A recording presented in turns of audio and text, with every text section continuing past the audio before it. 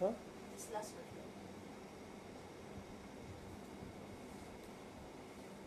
किरणजी, राजेशजी, जरा आवाज व्यवस्थित येतो की नाही कळवा. नमस्कार रितेश, किरण मोरे, नमस्कार. आवाज येतोय की नाही जरा फक्त सांगा मला, कमेंट करा प्लीज.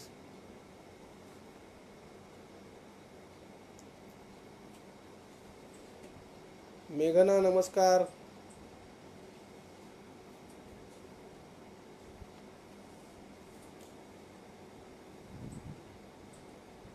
महाजन मॅडम नमस्कार.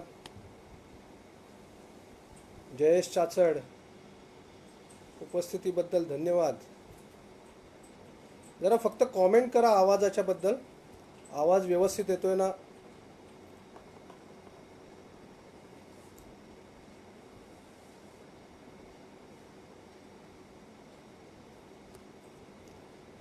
बरेच जणांच्या कॉमेंट्स तर येत आहेत व्यवस्थित. योजना नमस्ते.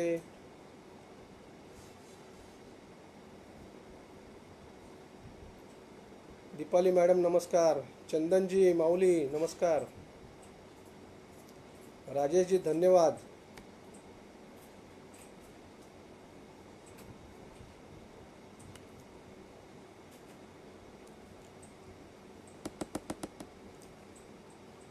मंडळी, आजचा आपला विषय एकदम वेगळा आहे. सहसा कोणी ह्या विषयाला हात घालत नाही. कल्याणी नमस्कार. अत्यंत वेगळ्या पद्धतीचा आणि सहसा कोणी हा विषय घेत नाही असा विषय आहे.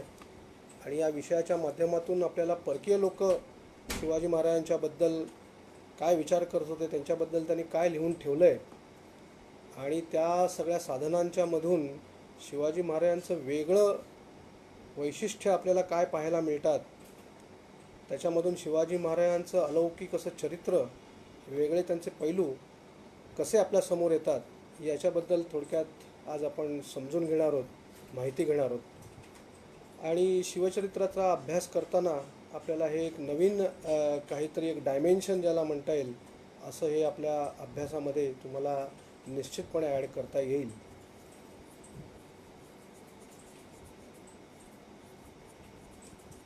यशोधन नमस्कार.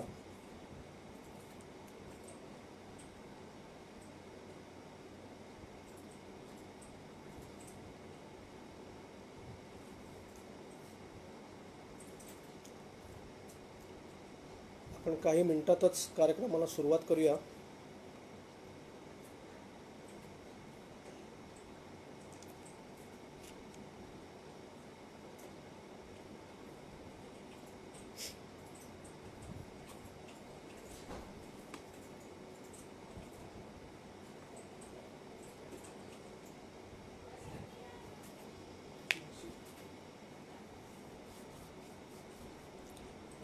आवाज आणि व्हिडिओ व्यवस्थित आहे ना?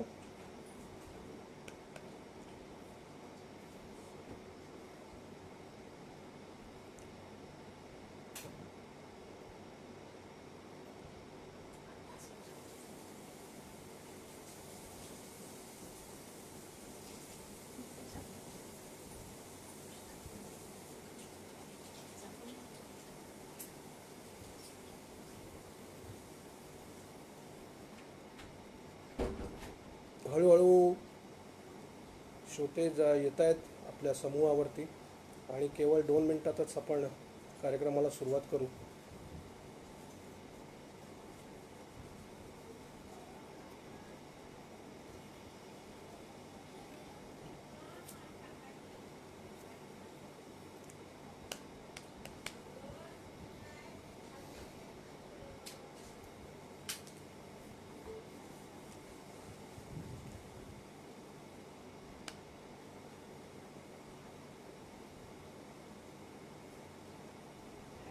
फिरस्ती या फेसबुक पेजवरनं आजचा आपला कार्यक्रम लाईव्ह सेशनच्या माध्यमातून होतो आहे. आणि आपण केवळ 1 मिनिटात, फक्त 2 मिनिटात आपण आपल्या सत्राला सुरुवात करूया.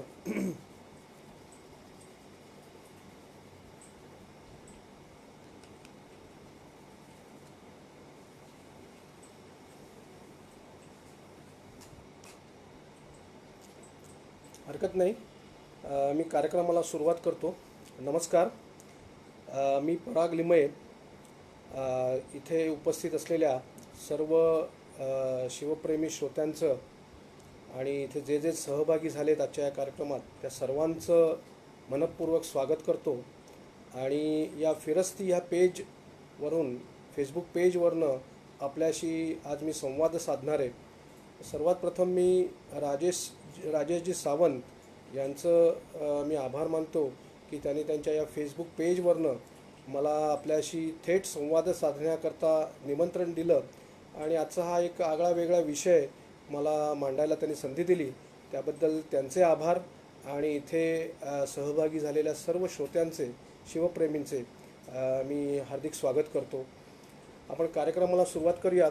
कार्यक्रमाचं शीर्षक आणि विषय आपल्याला माहिती आहे, परकीयांच्या दृष्टीतून शिवाजी महाराज. आणि अर्थातच मी मगाशी म्हटल्याप्रमाणे हा एक अतिशय वेगळा असा विषय आहे आणि या विषयाच्या माध्यमातून शिवाजी महाराजांचे काही पैलू आपल्या समोर येणार आहेत. विशेष म्हणजे आपल्या महाराष्ट्रात किंवा हिंदुस्थानात शिवकाळामध्ये जे परकीय मंडळी वास्तव्य करून होते त्या सर्व मंडळींच्या माध्यमातून किंवा त्यांनी जे लिखाण करून ठेवलेलं आहे त्यांच्या दृष्टीतून शिवाजी महाराज त्यांना कसे दिसत होते किंवा त्यांना कसे भासले किंवा त्यांना कसे ते वाटत होते त्याबद्दल त्यांनी जे लिहून ठेवलेलं आहे त्याचा आपण थोडक्यात आजच्या या कार्यक्रमात आढावा घेणार आहोत. आणि याच्यामधून एक मला निश्चित खात्री आहे की एक नवीन शिवचरित्राचं किंवा शिवाजी महाराजांच्या एकूणच सर्व कारकिर्दीचं, त्यांच्या कर्तृत्वाचा अभ्यास करण्याकरता एक नवीन तुम्हाला साधन मिळेल आणि एक नवीन डायमेन्शन मिळेल अशी मला या संदर्भात खात्री आहे. आणि आपण त्या दृष्टीने आजचा सगळा हा कार्यक्रम किंवा या कार्यक्रमाच्या माध्यमातून ही मी तुम्हाला माहिती देणार आहे. मंडळी, आपल्या सगळ्यांना माहिती आहे की शिवाजी महाराज हे एक आपल्यासाठी पुण्यश्लोक आहेत. अलौकिक असं हे व्यक्तिमत्व आपल्या महाराष्ट्रात घडून गेलं हे आपलं सर्वांचं भाग्य आहे. आणि त्या महाराष्ट्राच्या मातीतच आपण सर्व या इथे जन्मलो आहोत, रुजलो आहोत. आणि आजही 350 वर्षानंतर शिवाजी महाराजांची एक प्रेरणा घेऊन आपण सतत कार्य करतो. शिवाजी महाराजांचं चरित्र हे अलौकिक आहे, त्याच्याबद्दल वेगळं सांगण्याची गरज नाही. त्यांनी संपूर्ण आपल्या 50 वर्षांच्या कारकिर्दीमध्ये किंवा त्यांच्या आयुष्यामध्ये इतके अफाट आणि अचाट म्हणता येतील असे पराक्रम केलेत की आज 350 वर्षानंतरही त्यांचं चरित्र किंवा त्यांचं एकूणच व्यक्तिमत्व आपल्या सर्वांना प्रेरणादायी वाटतं, स्फूर्तिदायी वाटतं. आणि मला सांगायला अत्यंत आनंद होतो आणि आपल्या सगळ्यांनाही ते माहिती आहे की त्यांच्या सगळ्या एकूणच जीवनकार्यापासून प्रेरणा घेऊन शिवकाळामध्ये, त्यांना समकालीन किंवा त्याच्यानंतर शिवोत्तर काळामध्ये आणि अगदी आजही वर्तमानातही असं म्हणायला हरकत नाही की अनेक चरित्रकारांनी शिवाजी महाराजांच्या एकूणच कार्यावरून त्यांच्यापासून प्रेरणा घेऊन त्यांच्यावरती विपुल असं लिखाण केलेलं आहे, त्यांच्यावरती पुस्तकं लिहिली आहेत, ग्रंथ लिहिलेले आहेत. अनेक कवींना शिवाजी महाराजांचं हे कर्तृत्व प्रेरणादायी ठरलेले आहे. त्यांनी कवनं त्यांच्यावरती केलेली आहेत आणि त्यांच्यावरती शाहिरांनी पवाडेही रचलेले आहेत. कविराज भूषणाचं आपल्या डोळ्यासमोर उत्तम उदाहरण आहे. तो स्वतः उत्तर हिंदुस्थानामधून शिवाजी महाराजांची कीर्ती ऐकून महाराष्ट्रात आला आणि मग पुढे काही वर्ष रायगडावरती राहून त्याने शिवभूषण नावाचा काव्यग्रंथ, शिवाजी महाराजांचं संपूर्ण चरित्र त्याने त्याच्यात शब्दबद्ध केलेलं आहे, वीररसात त्याने बांधलेलं आहे. असं त्याने ते आपल्या संबंध जगाच्या समोर आणलं. असे शाहीर आणि कवी यांनासुद्धा शिवाजी महाराजांच्यापासून कायम प्रेरणा त्या शिवकाळापासून मिळत आलेली आहे. चित्रकारांनी शिवाजी महाराजांच्यावरती आज अनेक चित्रकारांनी रेखाटनं केलेली आहेत. आणि एक त्यामुळे आपल्याला असं म्हणायला हरकत नाही की समाजातील सर्व थरातील, अगदी लहान थोर, गरीब, श्रीमंत अशा सर्व थरातील मान्यवरांनी आणि सामान्य माणसांनी सुद्धा त्यांच्यावरती शिवचरित्राची मोहिनी आहे. आजही ती मोहिनी टिकून आहे. शिवचरित्राचं गारुड ज्याला म्हणता येईल ते आजही आपल्यावरती टिकून आहे.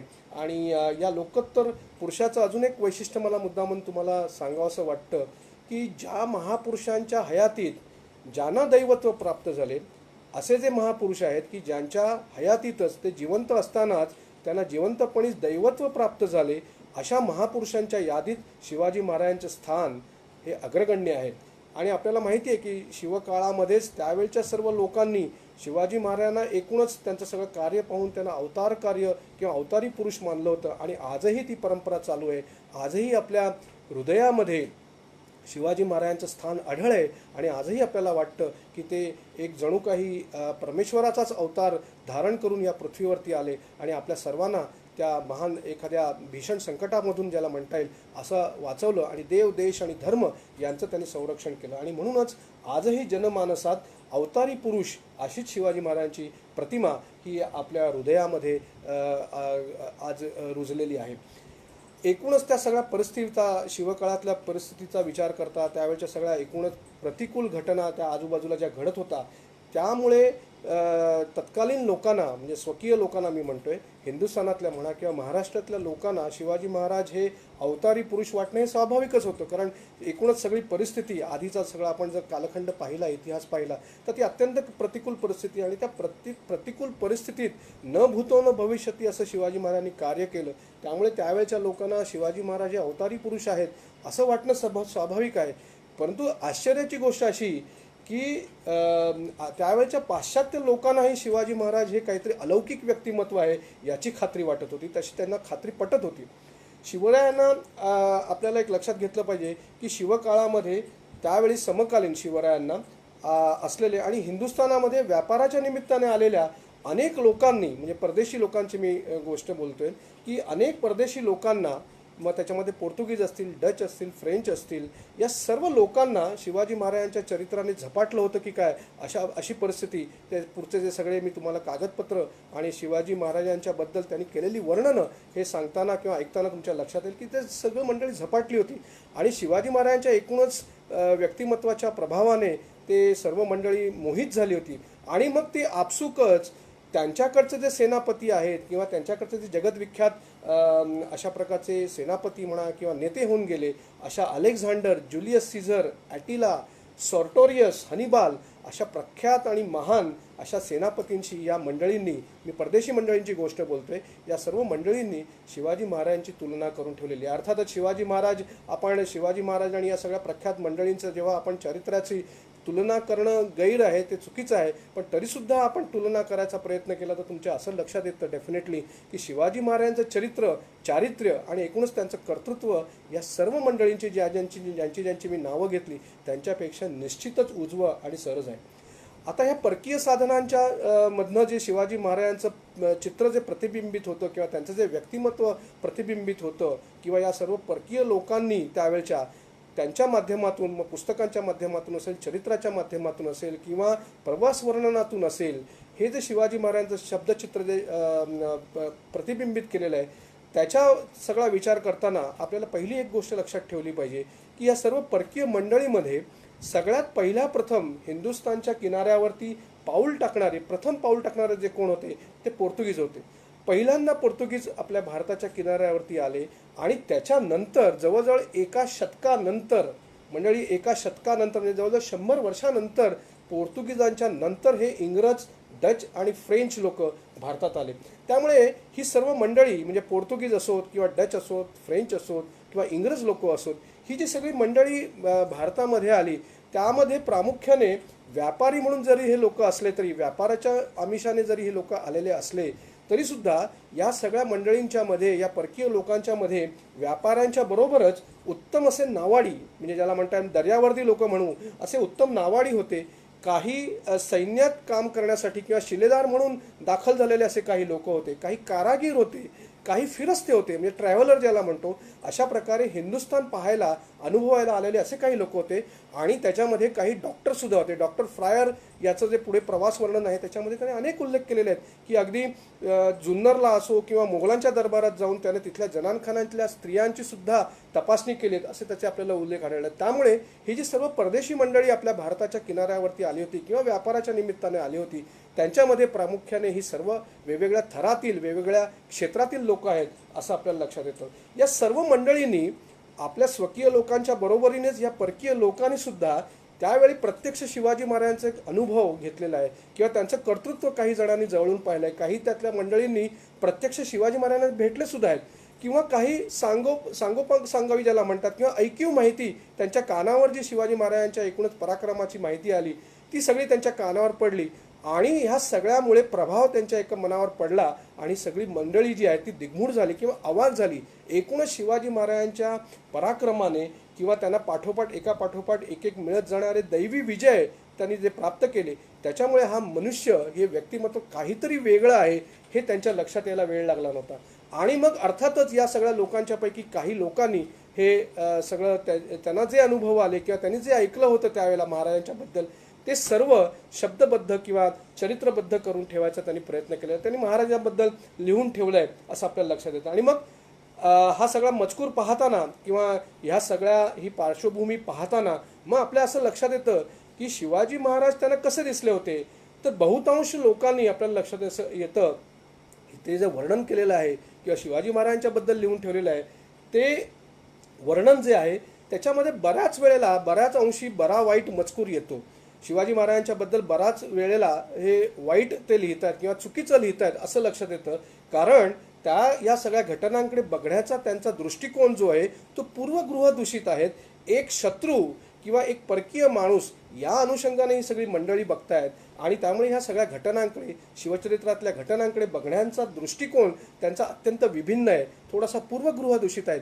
त्यामुळे त्यांच्या लिखाणामध्ये बरेच वेळेला हे थोडेसे ग्रह त्यांच्या प्रतिकूल ज्याला म्हणता येईल असे ग्रह त्यांच्या लिखाणात डोकावताना आपल्याला दिसतात. आता आपण ह्या पुढच्या विषयाकडे जायच्या आधी शिवाजी महाराजांच्याबद्दल परकीय लोकांनी कोणी कोणी लिहून ठेवलेलं आहे, मग ती चरित्र असो प्रवास वर्णन असो त्याची एक झटकन यादी आपण पाहूया. एक ढोबळ यादी मी तुम्हाला सांगतोय, याच्यापेक्षा आणखीन बऱ्याच लोकांनी लिहिलेलं आहे, परंतु जी सर्वसामान्य आपल्याला वाचनात येतात ती नावं काय आहेत, ती साधनं काय आहेत याचा आपण विचार करूया. पहिल्यांदा मी तुम्हाला जो सांगणार आहे ते पोर्तुगीज साधन सांगणार आहे. आणि या पोर्तुगीजांच्या मधला कॉस्मो द ग्वार्द नावाचा एक लेखक आहे. हा शिवाजी महाराजांचा चरित्रकार आहे. आणि मी असं म्हणेन की स्वकीय असो किंवा परकीय असो शिवाजी महाराजांचं समकालीन किंवा त्यांच्या नंतरच्या थोड्याशा कालखंडामध्ये 10-15 वर्षानंतर मी म्हणेन शिवाजी महाराजांच्या मृत्यूनंतर असं चरित्र शिवाजी महाराजांचं लिहिणारा हा परकीय आणि स्वकीय सुद्धा म्हणायला हरकत नाही पहिली व्यक्ती आहे. कॉस्मो द ग्वार्द हा पोर्तुगीज माणूस आहे आणि ह्याने शिवाजी महाराजांचं पोर्तुगीज भाषेत चरित्र लिहिलेलं आहे. त्याचं नाव प्रचंड मोठं आहे आणि ते उच्चारणं सुद्धा कठीण आहे, तरी मी त्याचं तुम्हाला सांगतो. ते लक्षात ठेवायची आपल्याला काही गरज नाही खरी, परंतु त्याने जे चरित्र लिहिलं आहे शिवाजी महाराजांचं या कॉस्मो द ग्वार्दने त्याचं नाव असं आहे की विडा ई एकोन्स डी फोमोसी फिलिसिमो शिवाजी. विचित्र नाव आहे कारण ते पोर्तुगीज भाषेत आहे, परंतु त्याने ह्या कॉस्मो द ग्वार्दने हे शिवचरित्र लिहिलेलं आहे आणि ते शिवाजी महाराजांचं अधिकृत ज्याला म्हणता येईल असं पहिलं चरित्र आहे.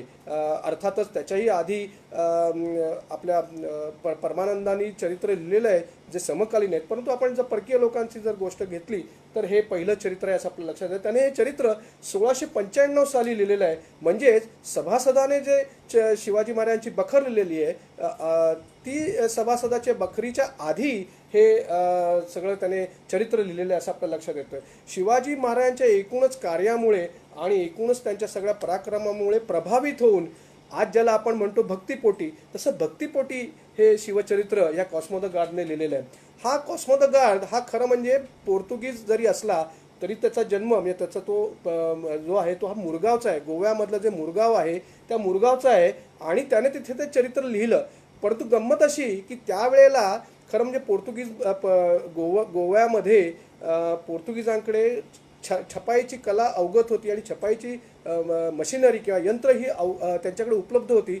परंतु ह्या लोकांनी या पोर्तुगीज लोकांनी हे शिवचरित्र कॉस्मो द ग्वार्दचं छापलं नाही कारण त्यांना त्याच्यात काही इंटरेस्ट नव्हता. अर्थातच शत्रूचं चरित्र का छापावं असा त्यांच्या कदाचित डोक्यात विचार आला असेल आणि त्यांचा सर्व जो भर होता तो धार्मिक पुस्तकं छापण्यामध्ये होता आणि त्यामुळे भारतामध्ये हे कॉस्मो द ग्वार्दचं चरित्र जे त्याने 1695 साली लिहिलं ते छापलं गेलं नाही. ते पुढे 1630 साली पोर्तुगालमध्ये प्रसिद्ध झालं, ते भारतात प्रसिद्ध झालं नाही. त्यामुळे आपल्याला असं लक्षात येतं की 1695 साली लिहिलं आणि त्याच्यानंतर त्याने 35 सालानंतर त्याला अथक प्रयत्न करायला लागले. तो एक वेगळाच विषय आहे, तो आत्ता आजच्या या भाषणामध्ये किंवा आजच्या संभाषणामध्ये तो आपण घेऊ शकत नाही. परंतु 35 सालानंतर हे कॉस्मो द ग्वार्दचं चरित्र आहे हे पोर्तुगालमध्ये प्रसिद्ध झालं आणि या कॉस्मो द ग्वार्दने मुक्तकंठाने ज्याला म्हणता येईल अशी शिवाजी महाराजांची स्तुती आपल्या सगळ्या चरित्रात केलेली आहे. अर्थात आजचा आपला हा विषय केवळ कॉस्मो द ग्वार्दच्या चरित्रापुरता मर्यादित असल्यामुळे मी त्याचा धावता आढावा घेणार आहे आणि त्याच्याबद्दल थोडक्यात तुम्हाला मी सांगितलं. आता आपण पोर्तुगीज साधनानंतर फ्रेंच साधनांकडे येऊया. त्याच्यामध्ये फ्रेंच लोकांनी जी शिवचरित्र लिहिलेलं आहे त्याच्यामध्ये 3 प्रमुख लोकांनी ही शिवचरित्र लिहिलेली आहेत. ॲक्च्युअल चरित्र आपण ज्याला म्हणता येईल, चरित्र ग्रंथ म्हणता येईल असं लिहिलेलं आहे. आणि काही लोकांनी प्रवास वर्णनं लिहिलेली आहेत त्या काळात, आणि त्या प्रवास वर्णनामध्ये शिवाजी महाराजांच्याबद्दल किंवा शिवाजी महाराजांच्या अनुलक्षण असलेल्या काही घटनांचा त्याच्यामध्ये उल्लेख येतो. शिवाजी महाराजांचं चरित्र लिहिणाऱ्यांच्या मध्ये जी 3 नावं सांगितली फ्रेंच, त्यातलं प्रमुख जे नाव आहे ते थेवेनो. थेवेनो हा एक त्याचं त्यात नाव येतं. आणि या थेवेनोने हिस्ट्री ऑफ शिवाजी या नावाचा एक ग्रंथ लिहिलेला आहे, त्याच्यामध्ये सगळं चरित्र शिवाजी महाराजांचं लिहिलेलं आहे. दुसरा जो फ्रेंच माणूस आहे त्याचं नाव आहे पियर जोसेफ देलिया. याने सुद्धा शिवाजी महाराजांच्याबद्दल चरित्र लिहिलेलं आहे.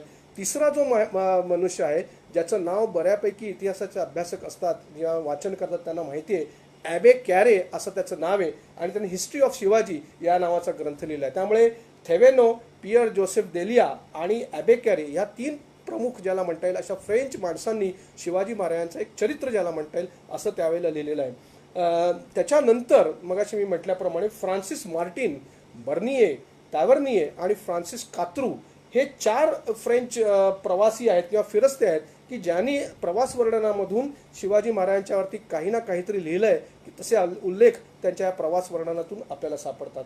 थेवेने आणि कारे यांनी कॉस्मो द गाथ प्रमाणेच शिवाजी महाराजांच्या चरित्रातील काही प्रमुख आणि ठळक प्रसंगांचं वर्णन आपल्या सगळ्या चरित्रात केलेलं आहे.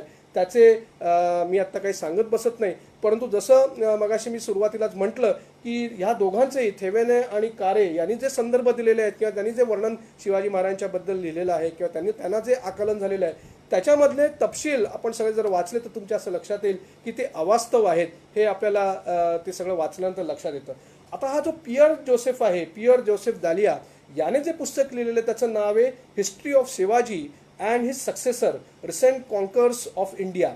या ग्रंथामध्ये त्याने प्रामुख्याने शाहिस्ते खानाच्या वरील जो छापा शिवाजी महाराजांनी घातलेला आहे 1663 मध्ये, 5 एप्रिल 1663ला जो शाहिस्ते खानावरती हल्ला केला आणि तो सगळा इतिहास आपल्याला माहिती आहे, त्याचं सविस्तर वर्णन या पियर जोसेफ दालियाने केलेलं आहे. त्याच्यानंतर मगाशी मी म्हटल्याप्रमाणे फ्रान्सिस मार्टिन, बर्निये, तावर्निये आणि द ला हाय या फ्रेंच लोकांच्या ग्रंथामधूनही शिवाजी महाराजांच्या कार्याची माहिती आणि त्यांच्याबद्दल महती आलेली आहे. दुसरं आता आपण बघूया की फ्रान्सिस मार्टिन. हा जो फ्रान्सिस मार्टिन आहे याने एक्सपिडिशन ऑफ कर्नाटक एक्सपिडिशन हा एक ग्रंथ लिहिलेला आहे. आणि त्या ग्रंथामध्ये स्पेसिफिकली जर सांगायचं झालं तर शिवाजी महाराजांच्या कर्नाटक स्वारीबद्दल या फ्रान्सिस मार्टिनने लिहिलेलं आहे. आणि त्याच्यामध्ये आपल्याला ते सगळे संदर्भ कर्नाटकाच्या स्वारीमध्ये म्हणजे दक्षिण दिग्विजयाच्याबद्दल ते आपल्याला सापडतात. आता या सगळ्याचा मी आढावा घेत बसत नाही. त्यातले प्रमुख जे घटक आहेत त्याच्या पुस्तकामध्ये आलेले, आणि त्याच्या पुस्तकाच्या माध्यमातून फ्रान्सिस मार्टिनला शिवाजी महाराज कसे वाटत होते, कसे भासत होते, याचा एक थोडक्यात मी तुम्हाला आढावा घेतो. मुद्देवाईजच मी फक्त सांगतो, त्यातले मुद्दे ठळक सांगतो. तो असं म्हणतोय की शिवाजी महाराजांनी कर्नाटकाची जी स्वारी केली, या स्वारीबद्दल खुद्द कर्नाटक आणि आजूबाजूच्या प्रदेशामध्ये कोणालाही माहिती नव्हतं. शिवाजी महाराजांनी स्वारी करताना एवढी गुप्तता बाळगली होती की शिवाजी महाराज कर्नाटकात कधी आले आणि कधी गेले हे कोणाला कळलं पण नाही. अर्थात हे थोडंसं अतिरंजित अशा प्रकारचं वर्णन आहे, तुम्हाला लक्षातच आलंच असेल. परंतु त्याला जे आकलन झालं किंवा त्याच्या कानावर ज्या गोष्टी येत होत्या किंवा तो प्रत्यक्ष पाहत होता, कारण शिवाजी महाराज त्यावेळेला आलेले आहेत आणि पुढे फ्रेंच अधिकाऱ्यांची त्याच्या आदेशाने शिवाजी महाराजांनी भेटही घेतलेली आहे. म्हणजे त्याच्या माणसांनी या फ्रान्सिस मार्टिनच्या आदेशानुसार शिवाजी महाराजांची भेटही घेतलेली आहे. परंतु त्याला जे आकलन झालं या सगळ्या कर्नाटकाच्या मोहिमेबद्दल, त्याच्यातून असं लक्षात येते की ह्या मोहिमेची गुप्तता खूप पाळण्यात आली होती. अर्थातच शिवाजी महाराजांच्या सगळ्याच मोहिमा ह्या गुप्त आहेत आणि फार आपल्याला थोडंफार त्यातले डिटेल्स म्हणता येईल. म्हणजे एक हेर खात्याच्या दृष्टीने आपण जर विचार केला तर ती सगळ्या मोहिमा कशा राबवल्या असेल, त्याचं प्लॅनिंग कसं केलं असेल, एक्झिक्युशन कसं केलं असेल, कोणी काय केलं असेल, याच्याबद्दल फार कमी संदर्भ आपल्याला सापडतात. त्यामुळे गुप्तहेर खात्याचं हेच काम आहे की कर्णोपकरणी कोणालाही ती खबर लागता कामा नये, आणि तेच या सगळ्या त्याच्या नोटिंगमधून आपल्याला दिसते असं लक्षात येते. दुसरं तो असं म्हणतोय की शिवाजी महाराजांनी कर्नाटकात स्वारी केली, त्या स्वारीच्या मध्ये त्याला जे शिवाजी महाराजांना जे जय मिळत गेले त्यांचा एकही पराजय झाला नाही. केवळ त्यांना कोणी जर लढा दिला असेल, थोडाफार विरोध केला असेल तो शेरखानाने. परंतु शिवाजी महाराजांच्या एकूणच पराक्रमामुळे शिवाजी महाराजांची धास्ती या सगळ्या शत्रूंनी खाल्ली होती आणि ते शिवाजी महाराजांना मनातून फार दचकून राहत होते असं त्याने वर्णन केलेलं आहे.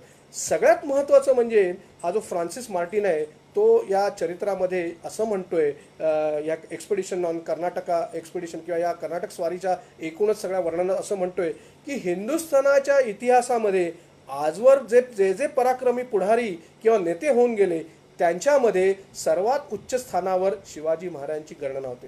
त्यामुळे थोडंसं अवास्तव पद्धतीचं अतिरंजित विपर्यस्त असं ज्याला म्हणता येईल असं जरी वर्णन या सगळ्या लोकांच्या एकूणच ग्रंथांमधनं किंवा इतिहासामधनं किंवा त्यांच्या लेखनामधून येत असेल तरी कुठेतरी शिवाजी महाराजांच्याबद्दल असलेली भक्ती किंवा शिवाजी महाराजांच्यामुळे त्यांच्यावर पडलेला जो प्रभाव आहे त्यांच्या एकूणच सगळ्या कारकिर्दीमुळे तो कुठे ना कुठेतरी डोकावताना दिसतो. आणि म्हणून तो असं म्हणतो की हिंदुस्थानात आजवर होऊन गेलेल्या पराक्रमी पुढाऱ्यांच्यामध्ये किंवा नेत्यांच्यामध्ये शिवाजी महाराज हे अग्रणी आहेत असं आपल्याला त्यात ते लक्षात येतं. आता दुसरा अजून एक बर्निये नावाचा जो फ्रेंच फिरस्ता आहे त्याने काय म्हटलंय, त्याने ट्रॅव्हल्स इन मुघल इंडिया नावाचं एक पुस्तक प्रवास वर्णन लिहिलेलं आहे. त्याच्यामध्ये त्याने अर्थातच शिवाजी महाराजांच्या संपूर्ण चरित्राचा जरी डिस्कस केलेलं नसलं तरीसुद्धा शाहिस्तेखानाचा छापा किंवा आग्र्याहून सुटका अशा ठळक प्रसंगावरती त्याने लिहिलेलं आहे. अर्थात आपण जेव्हा पुढे या व्याख्यानाच्या माध्यमातून जेव्हा जाणार आहोत तेव्हा त्याने त्या प्रत्येक घटनेच्या बाबतीत काय काय म्हटलंय याचा उल्लेख येईल. त्यामुळे मी आत्ता त्याचा फक्त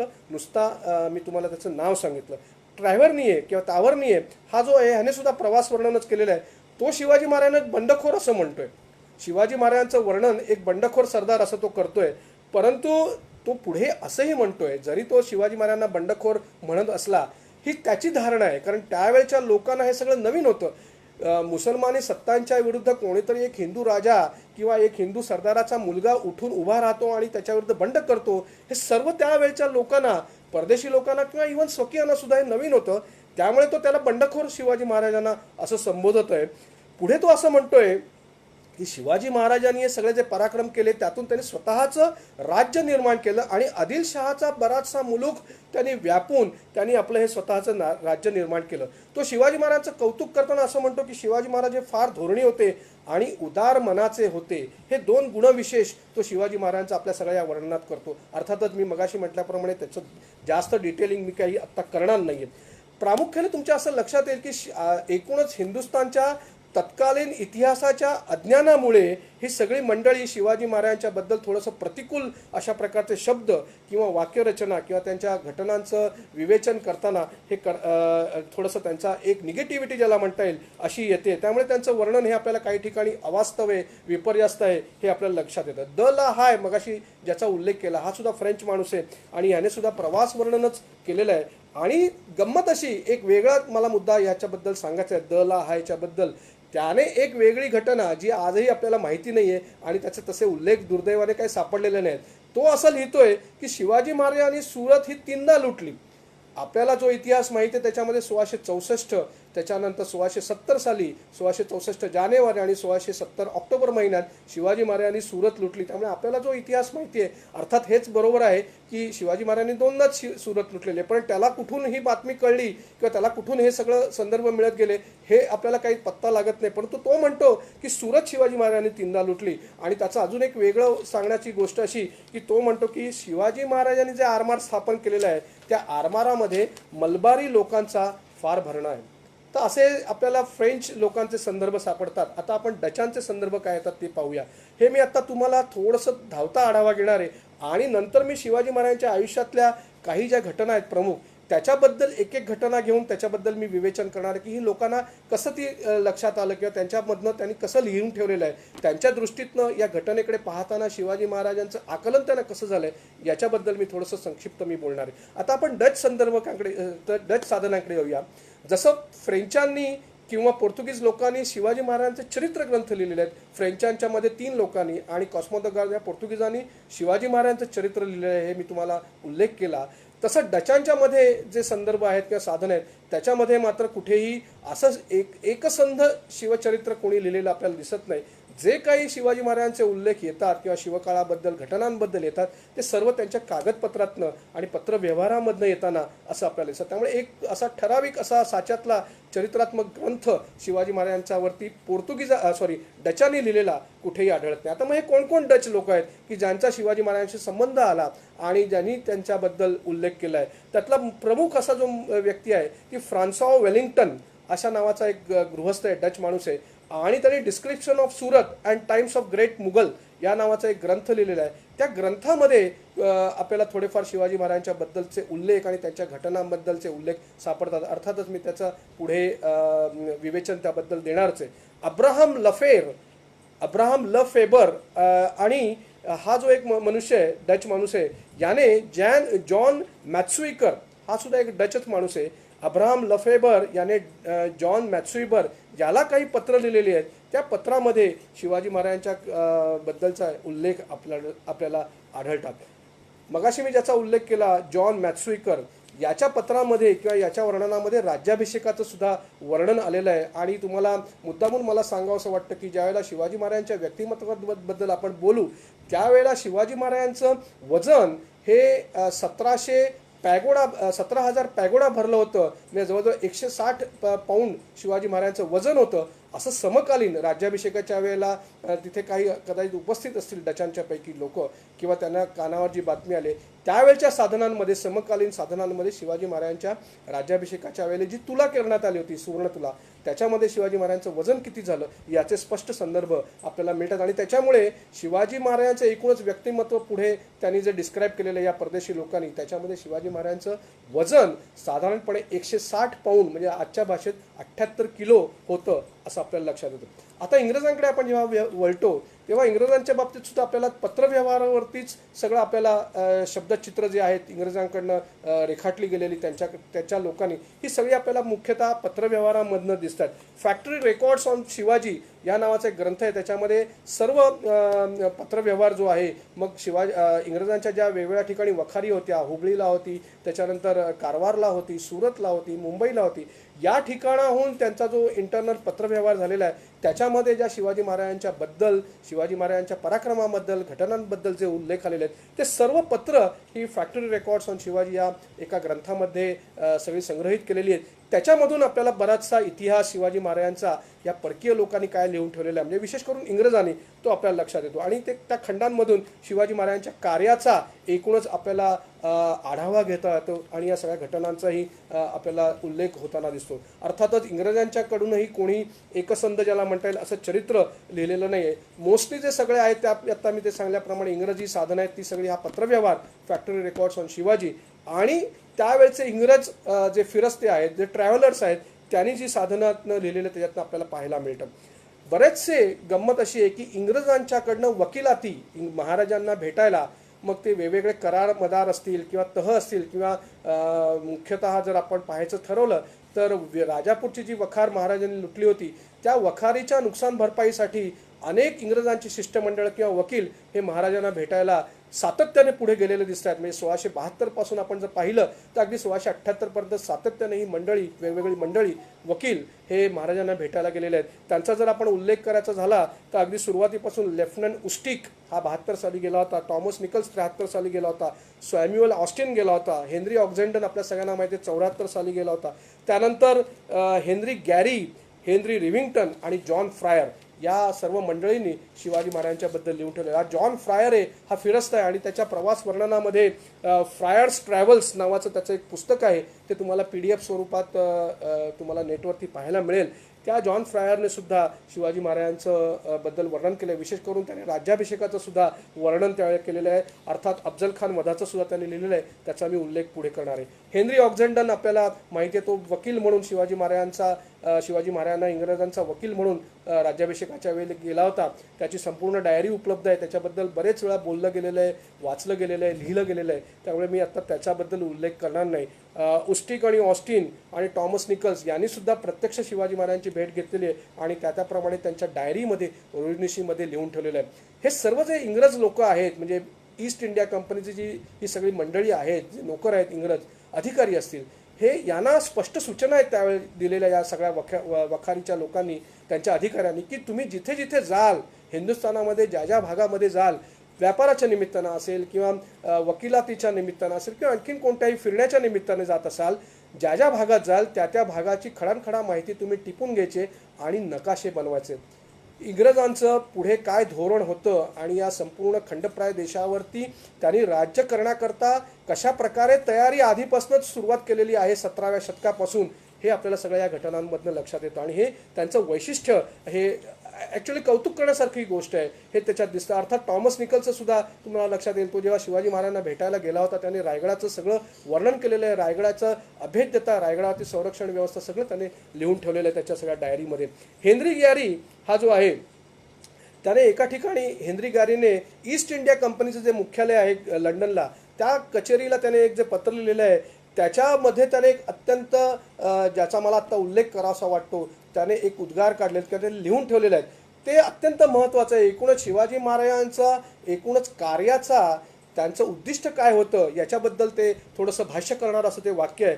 त्यांनी असं लिहिलेलं आहे या हेनरी गॅरीने आपल्या या सगळ्या वर्णनामध्ये किंवा पत्रव्यवहारामध्ये की शिवाजीचं ध्येय काय आहे. तर शिवाजी महाराजांचं ध्येय असं आहे की शिवाजी महाराज दिल्ली घेतल्याशिवाय स्वस्थ राहणार नाहीत आणि त्याशिवाय दिल्ली घेतल्याशिवाय ते आपली तलवार म्यान करणार नाहीत, असं हेनरी गॅरीने लिहून ठेवलेलं आहे. म्हणजे शिवाजी महाराजांचं नक्की काय हेतू आहे, सगळ्या त्यांच्या ॲक्टिव्हिटीज चालू आहेत, त्यांनी सगळे जी जोखीम पत्करून एवढ्या एकाच वेळेला जे लढा देत आहेत त्याचं अंतिम उद्दिष्ट काय आहे हे इंग्रजांच्या सारख्या धूर्त माणसांना कळलं होतं. हे एकूणच आपल्याला त्यातून लक्षात येतं. आता अजून एका परदेशी माणसाचा मी उल्लेख करणार आहे आणि मग एक एक घटनांकडे आपण वळूया. तो परदेशी माणूस आहे, अर्थात इटालियन माणूस आहे आणि तो इटालियन माणूस आहे, त्याचं नाव आहे निकोलाय मनुची. हा निकोलाय मनुची शिवाजी महाराजांना समकालीन आहे आणि तो खरं म्हणजे डॉक्टर आहे, फिरस्ता आहे असं म्हणायला हरकत नाही. तो डॉक्टर म्हणून सुद्धा इथे काम करताना दिसतोय. त्यांनी मोगलांच्या कथा किंवा असे होते मोगल, स्टोरिओ डी मोगर असं इटालियन भाषेत, अर्थात त्याचं नंतर भाषांतरही इंग्रजीमध्ये झालेलं आहे, असा एक मोठा ग्रंथ लिहिलेला आहे. आणि त्या ग्रंथामध्ये अर्थातच मोगलांच्याबद्दल जरी असला तरी बराच त्याने भाग हा मराठ्यांच्यावरती लिहिलेला आहे आणि मराठ्यांविषयी त्यांनी बरीच माहिती स्टोरिओ डी मोगोर या नावाच्या ग्रंथात तुम्हाला त्याने लिहिलेली. असे होते मोगल या ग्रंथात मला वाटतं चौबळ नावाच्या एका मराठी साहित्यिकांनी त्याचं भाषांतर केलेलं आहे. मला वाटतं त्यांचं पहिलं नाव आठवत नाही, चौबळ असं त्यांचं आडनाव आहे. त्यांनी ते लिहिलेलं आहे, ते उपलब्ध आहे, तुम्ही वाचू शकता ते. आता हा जो इटालियन प्रवासी आहे मनुची, हा शिवाजी महाराजांच्या पहिल्यांदा संपर्कात केव्हा आला, तो ज्या वेळेला हा मनुची जो आहे तो शिवाजी महाराजांच्या पहिल्यांदा संपर्कात आला 1665 साली. मिर्झा राजे जयसिंग ज्या वेळेला पुरंदरला आले होते शिवाजी महाराजांच्यावरती चाल करून, त्यावेळेला पुरंदरचं जे युद्ध चालू होतं त्यावेळेला पुरंदरच्या पायथ्याला जी छावणी पडली होती त्या छावणीमध्ये तहाच्या निमित्ताने शिवाजी महाराज भेटायला आले मिर्झा राजे जयसिंगला. त्यावेळेला निकोलाय मनुची आणि शिवाजी महाराजांची पहिल्या प्रथम भेट झाली असं त्याने आपल्या ग्रंथात या लिहून ठेवलेलं आहे.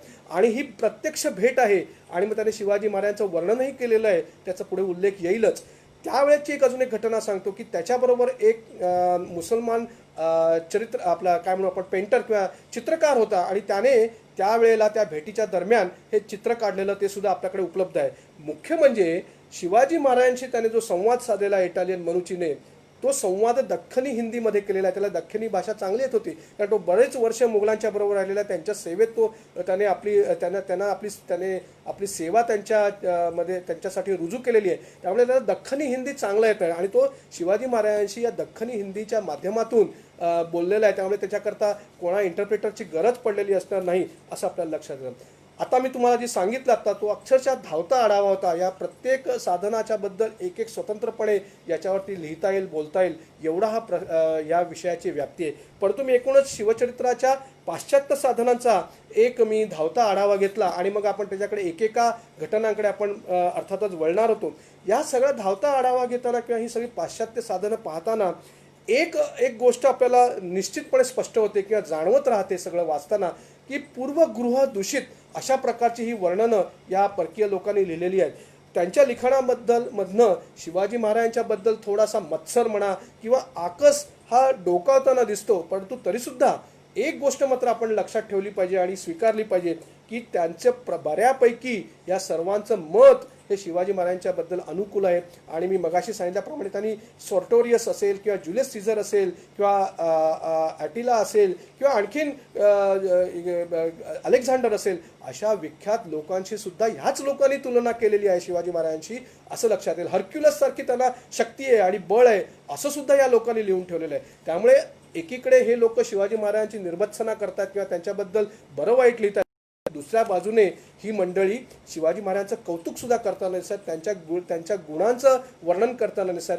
आपल्यासाठी मात्र ही जी पॉझिटिव्ह साईड आहे शिवाजी महाराजांच्याबद्दल ही आपल्यासाठी अत्यंत महत्त्वाची आहे. एक परकीय व्यक्ती, काही परकीय व्यक्ती, कदाचित ते आपले शत्रूसुद्धा असतील, या लोकांनी शिवाजी महाराजांच्याबद्दल, आपल्या राजाबद्दल असं चांगलं लिहून ठेवणं हे आपल्या दृष्टीने अत्यंत महत्त्वाचं आहे. हे या सगळ्या गोष्टीत किंवा या सगळ्या विषयाचा अभ्यास करताना हे आपल्याला लक्षात ठेवलं पाहिजे. दुर्दैव असं आहे की परकीय लोक अनेक गोष्टींच्याबद्दल शिवाजी महाराजांच्याबद्दल लिहित आहेत, परंतु आपल्याला असं लक्षात येतं की शिवचरित्रावर जेवढं परकीय लोकांनी लिहून ठेवलेलं आहे, जेवढी साधनं उपलब्धी आहेत, दुर्दैवाने स्वकीयांची, आपल्या लोकांची साधनं मात्र तेवढी आपल्याकडे उपलब्ध नाहीत.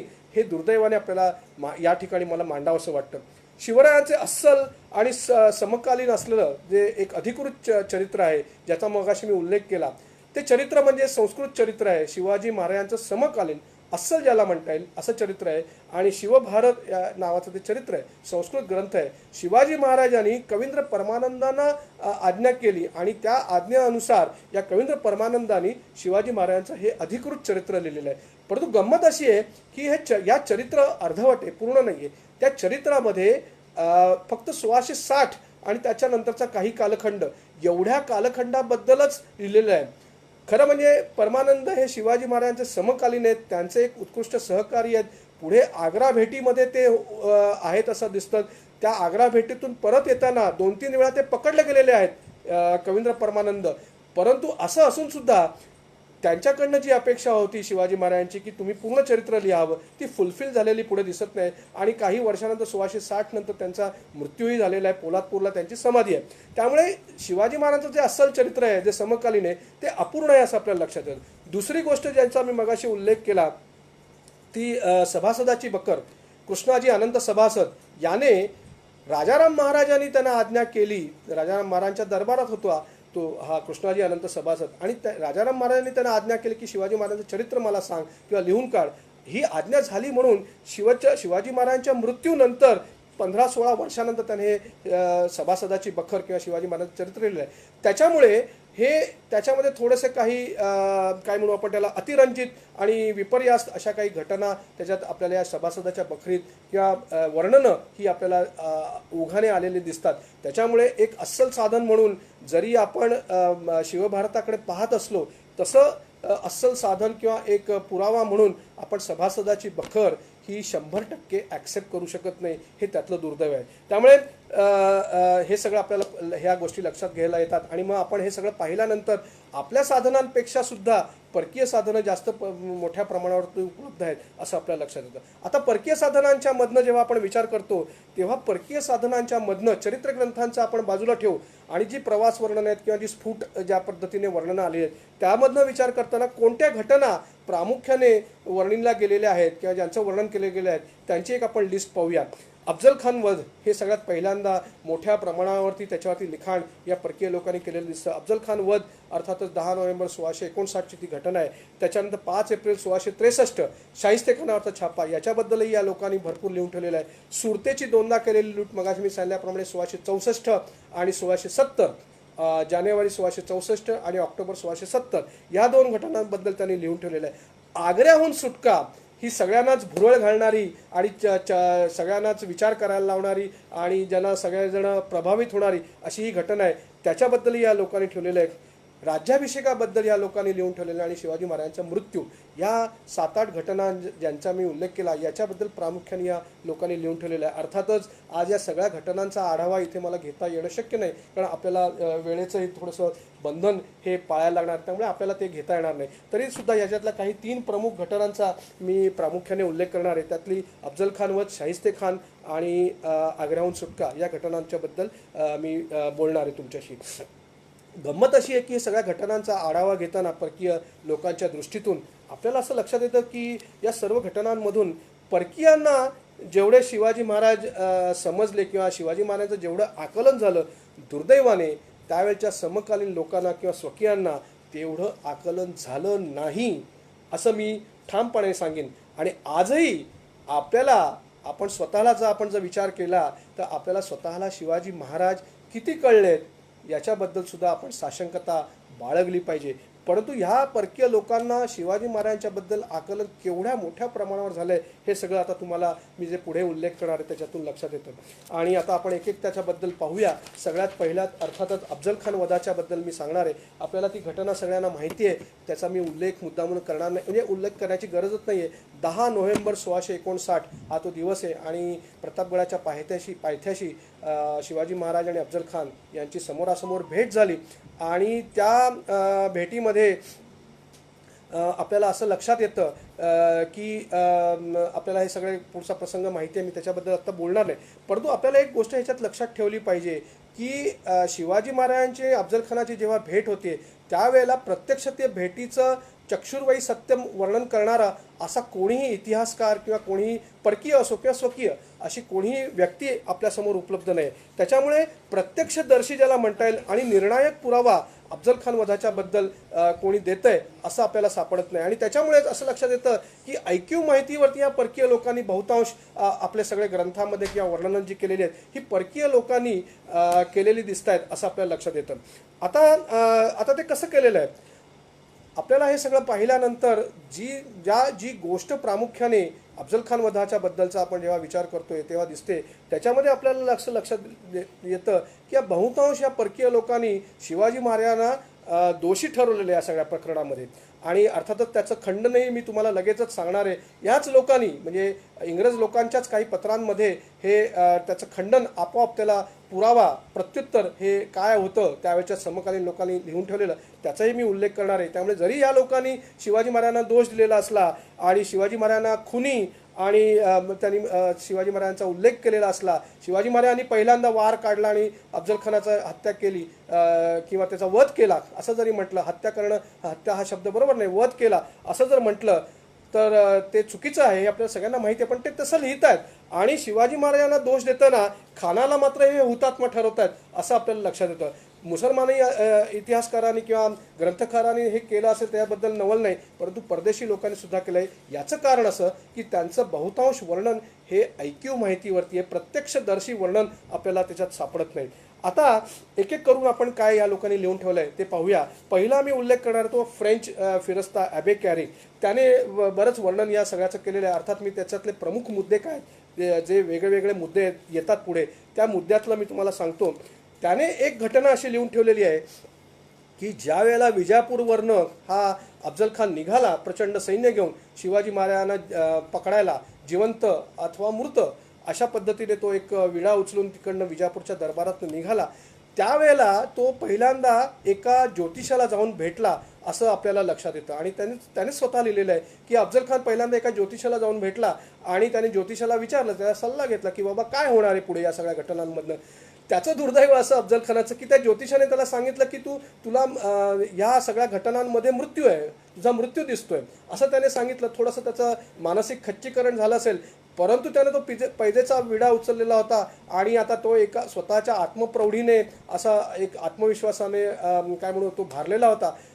आणि त्याचं ते व्यक्तिमत्व तसं होतं की त्याला स्वतःच्याबद्दल गर्व होता. त्यामुळे त्याने ह्या सल्ल्याकडे अर्थातच दुर्लक्ष केलं आणि एकदा त्याला त्या पाण्यात उतरलेला असल्यामुळे त्याला पुढे माघार घेणं शक्यच नव्हतं आणि तो पुढे निघून गेला. अर्थातच मी त्याचं ज्योतिषाने काय सांगितलं किंवा ते खरं झालं वगैरे ह्याच्याबद्दल मला बोलायचं नाही, परंतु ॲबे कॅरेच्या वर्णनामध्ये काय येतं ह्याचा मी उल्लेख करतोय. दुसरी तो गोष्ट नमूद करतोय की विजापूरवरून निघण्याच्या आधी त्याने आपल्या 200 ज्या स्त्रिया होत्या, त्याच्या ज्या बायका होत्या 200, त्या 200 स्त्रियांना त्याने ठार मारलं असा एक विचित्र उल्लेख त्याने तिथे केलेला असं आपल्याला लक्षात येतं. आणि याची आता त्याने जे 200 लोकांना मारलं याची थोडीशी आपण सत्यता घ्यायचा जर हे खरोखर झालं का किंवा त्याचा थोडासा पाठपुरावा करायचं ठरवलं तर काय आहे आपण एक पाहूया. आपल्याला एक सगळ्यांना माहिती असेल, तुम्ही वाचलं पण असेल बरेच लोकांनी की विजापूर शहराच्या बाहेर आउटस्कर्ट्सला ज्याला म्हणता येईल, साधारण विजापूर शहराच्या पासून 5 किलोमीटर दूर एक ठिकाण आहे. त्या ठिकाणी अफजल खानाच्या 63 स्त्रियांचा कबरी एका हारीने मांडलेल्या आहेत. तुम्ही जर नेटवरती गेला तर तुम्हाला जर फोटो तुम्हाला त्याचा पाहायला मिळेल. आणि त्या ठिकाणी असं सांगितलं जातं की अफजल खान हा या मोहिमेवर निघण्याच्या आधी ह्या 63 स्त्रियांना त्याने ठार मारलं, म्हणजे विहिरीत ढकलून मारलं आणि त्यांच्या त्या 63 स्त्रियांच्या या तिथे त्या ठिकाणी कबरी आहेत. असं ते ठिकाण हे विजापूरच्या थोडंसं बाहेर आउटस्कट्सला आजही तुम्हाला पाहायला मिळतं. अर्थातच तुम्ही जेव्हा प्रत्यक्ष जाऊन पाहाल त्या ठिकाणी तुम्हाला ते लक्षात येईल. 200 स्त्रिया असं अबे कॅरे म्हणतोय, पण इथे आपल्याला 63 लोकांचा 63 स्त्रियांचा संदर्भ पाहायला मिळतो. त्या ठिकाणी स्वतःचं थडगं बांधण्याकरता किंवा समाधी बांधण्याकरता सुद्धा एक वास्तू अफजल खानाने बांधून घेतली होती, परंतु ते पुढे त्याच्या दुर्दैवाने ते शक्य झालं नाही. त्याचं थडगं अर्थातच नंतर आपल्या महाराष्ट्रातील प्रतापगडाच्या पायथ्याशी दुर्दैवाने तिथेच त्या ठिकाणी त्याच्या दुर्दैवाने अर्थातच हे बांधलं गेलं. त्यामुळे त्याने जी वास्तू बांधली होती ती वास्तूसुद्धा या 63 कबरींच्या जवळ आपल्याला पाहायला मिळते. त्यामुळे अबे कॅरे काय म्हणतो त्याच्या वर्णनातनं 2 प्रमुख गोष्टींचा मी उल्लेख केला. व्हॅलेंटाईन ह्या नावाचा जो एक फ्रेंच फिरस्ता आहे त्याने सुद्धा या 200 स्त्रियांच्या हत्येच्या बद्दल पुनरुक्ती किंवा त्याची हकीकत ही त्याने दिलेली आहे. त्याच्या वर्णनामध्ये काय वेगळे मुद्दे पाहायला मिळतात याचं थोडंसं मी एक विवेचन करतो आणि मग आपण पुढे जाऊया. हा जो व्हॅलेंटाईन आहे हा त्याच्या वर्णनामध्ये असं म्हणतोय की शिवाजी महाराजांनी धूर्तपणे आणि विश्वासघाताने खानाला ठार मारलं. अर्थातच मी मगाशी त्याचा उल्लेख केला, ही मंडळी असंच लिहितात, उलटच लिहितात. त्याला प्रत्यवाय जो आहे त्याला आपण उलट एक प्रतिवाद ज्याला म्हणू त्याचाही मी उल्लेख करणारच आहे. परंतु ती काय लोक म्हणतायत हे आपण समजून घेणं अत्यावश्यक आहे. शिवाजीने धूर्तपणे आणि विश्वासघाताने खानाला मारलं आणि मग पुढे काही दिवसानंतर त्याने पन्हाळा किल्ला जिंकला असं तो वर्णन करतो. ग्रँड डफ हे आपल्याला सगळ्यांना माहिती आहे. ग्रँड डफ हा मराठ्यांचा इतिहासकार आहे आणि त्याने हिस्ट्री ऑफ मराठाज नावाचा एक ग्रंथ सिद्ध केलेला आहे. अर्थात तो उत्तर काळामध्ये आहे, पेशवाईच्या किंवा शिवशाहीच्या किंवा मराठीशाहीच्या शेवटच्या कालखंडामध्ये तो आहे आणि त्याने त्या ग्रंथामध्ये हे सगळं वर्णन ह्या अर्थातच अफजल खानाचं केलेलं आहे, अफजल खान वधाचं. त्याच्यामध्ये सुद्धा तो एक उल्लेख करतो. त्याच्यामध्ये तो असं म्हणतो की शिवाजी महाराजांनी अफजल खानाच्या पोटात वाघनख खुपसून त्याचा कोथळा बाहेर काढला असं ते दिसतं. त्याच्यामुळे या सगळ्या लोकांच्या प्रसंगामधनं आपल्याला ज्या 3 गोष्टी प्रामुख्याने येतात त्या म्हणजे 200 स्त्रियांना त्याने ठार मारलं, शिवाजी महाराजांनी दगाफटका केला आणि वाघनखाने मारलं असा एक उल्लेख त्याच्यात आपल्याला सापडतो.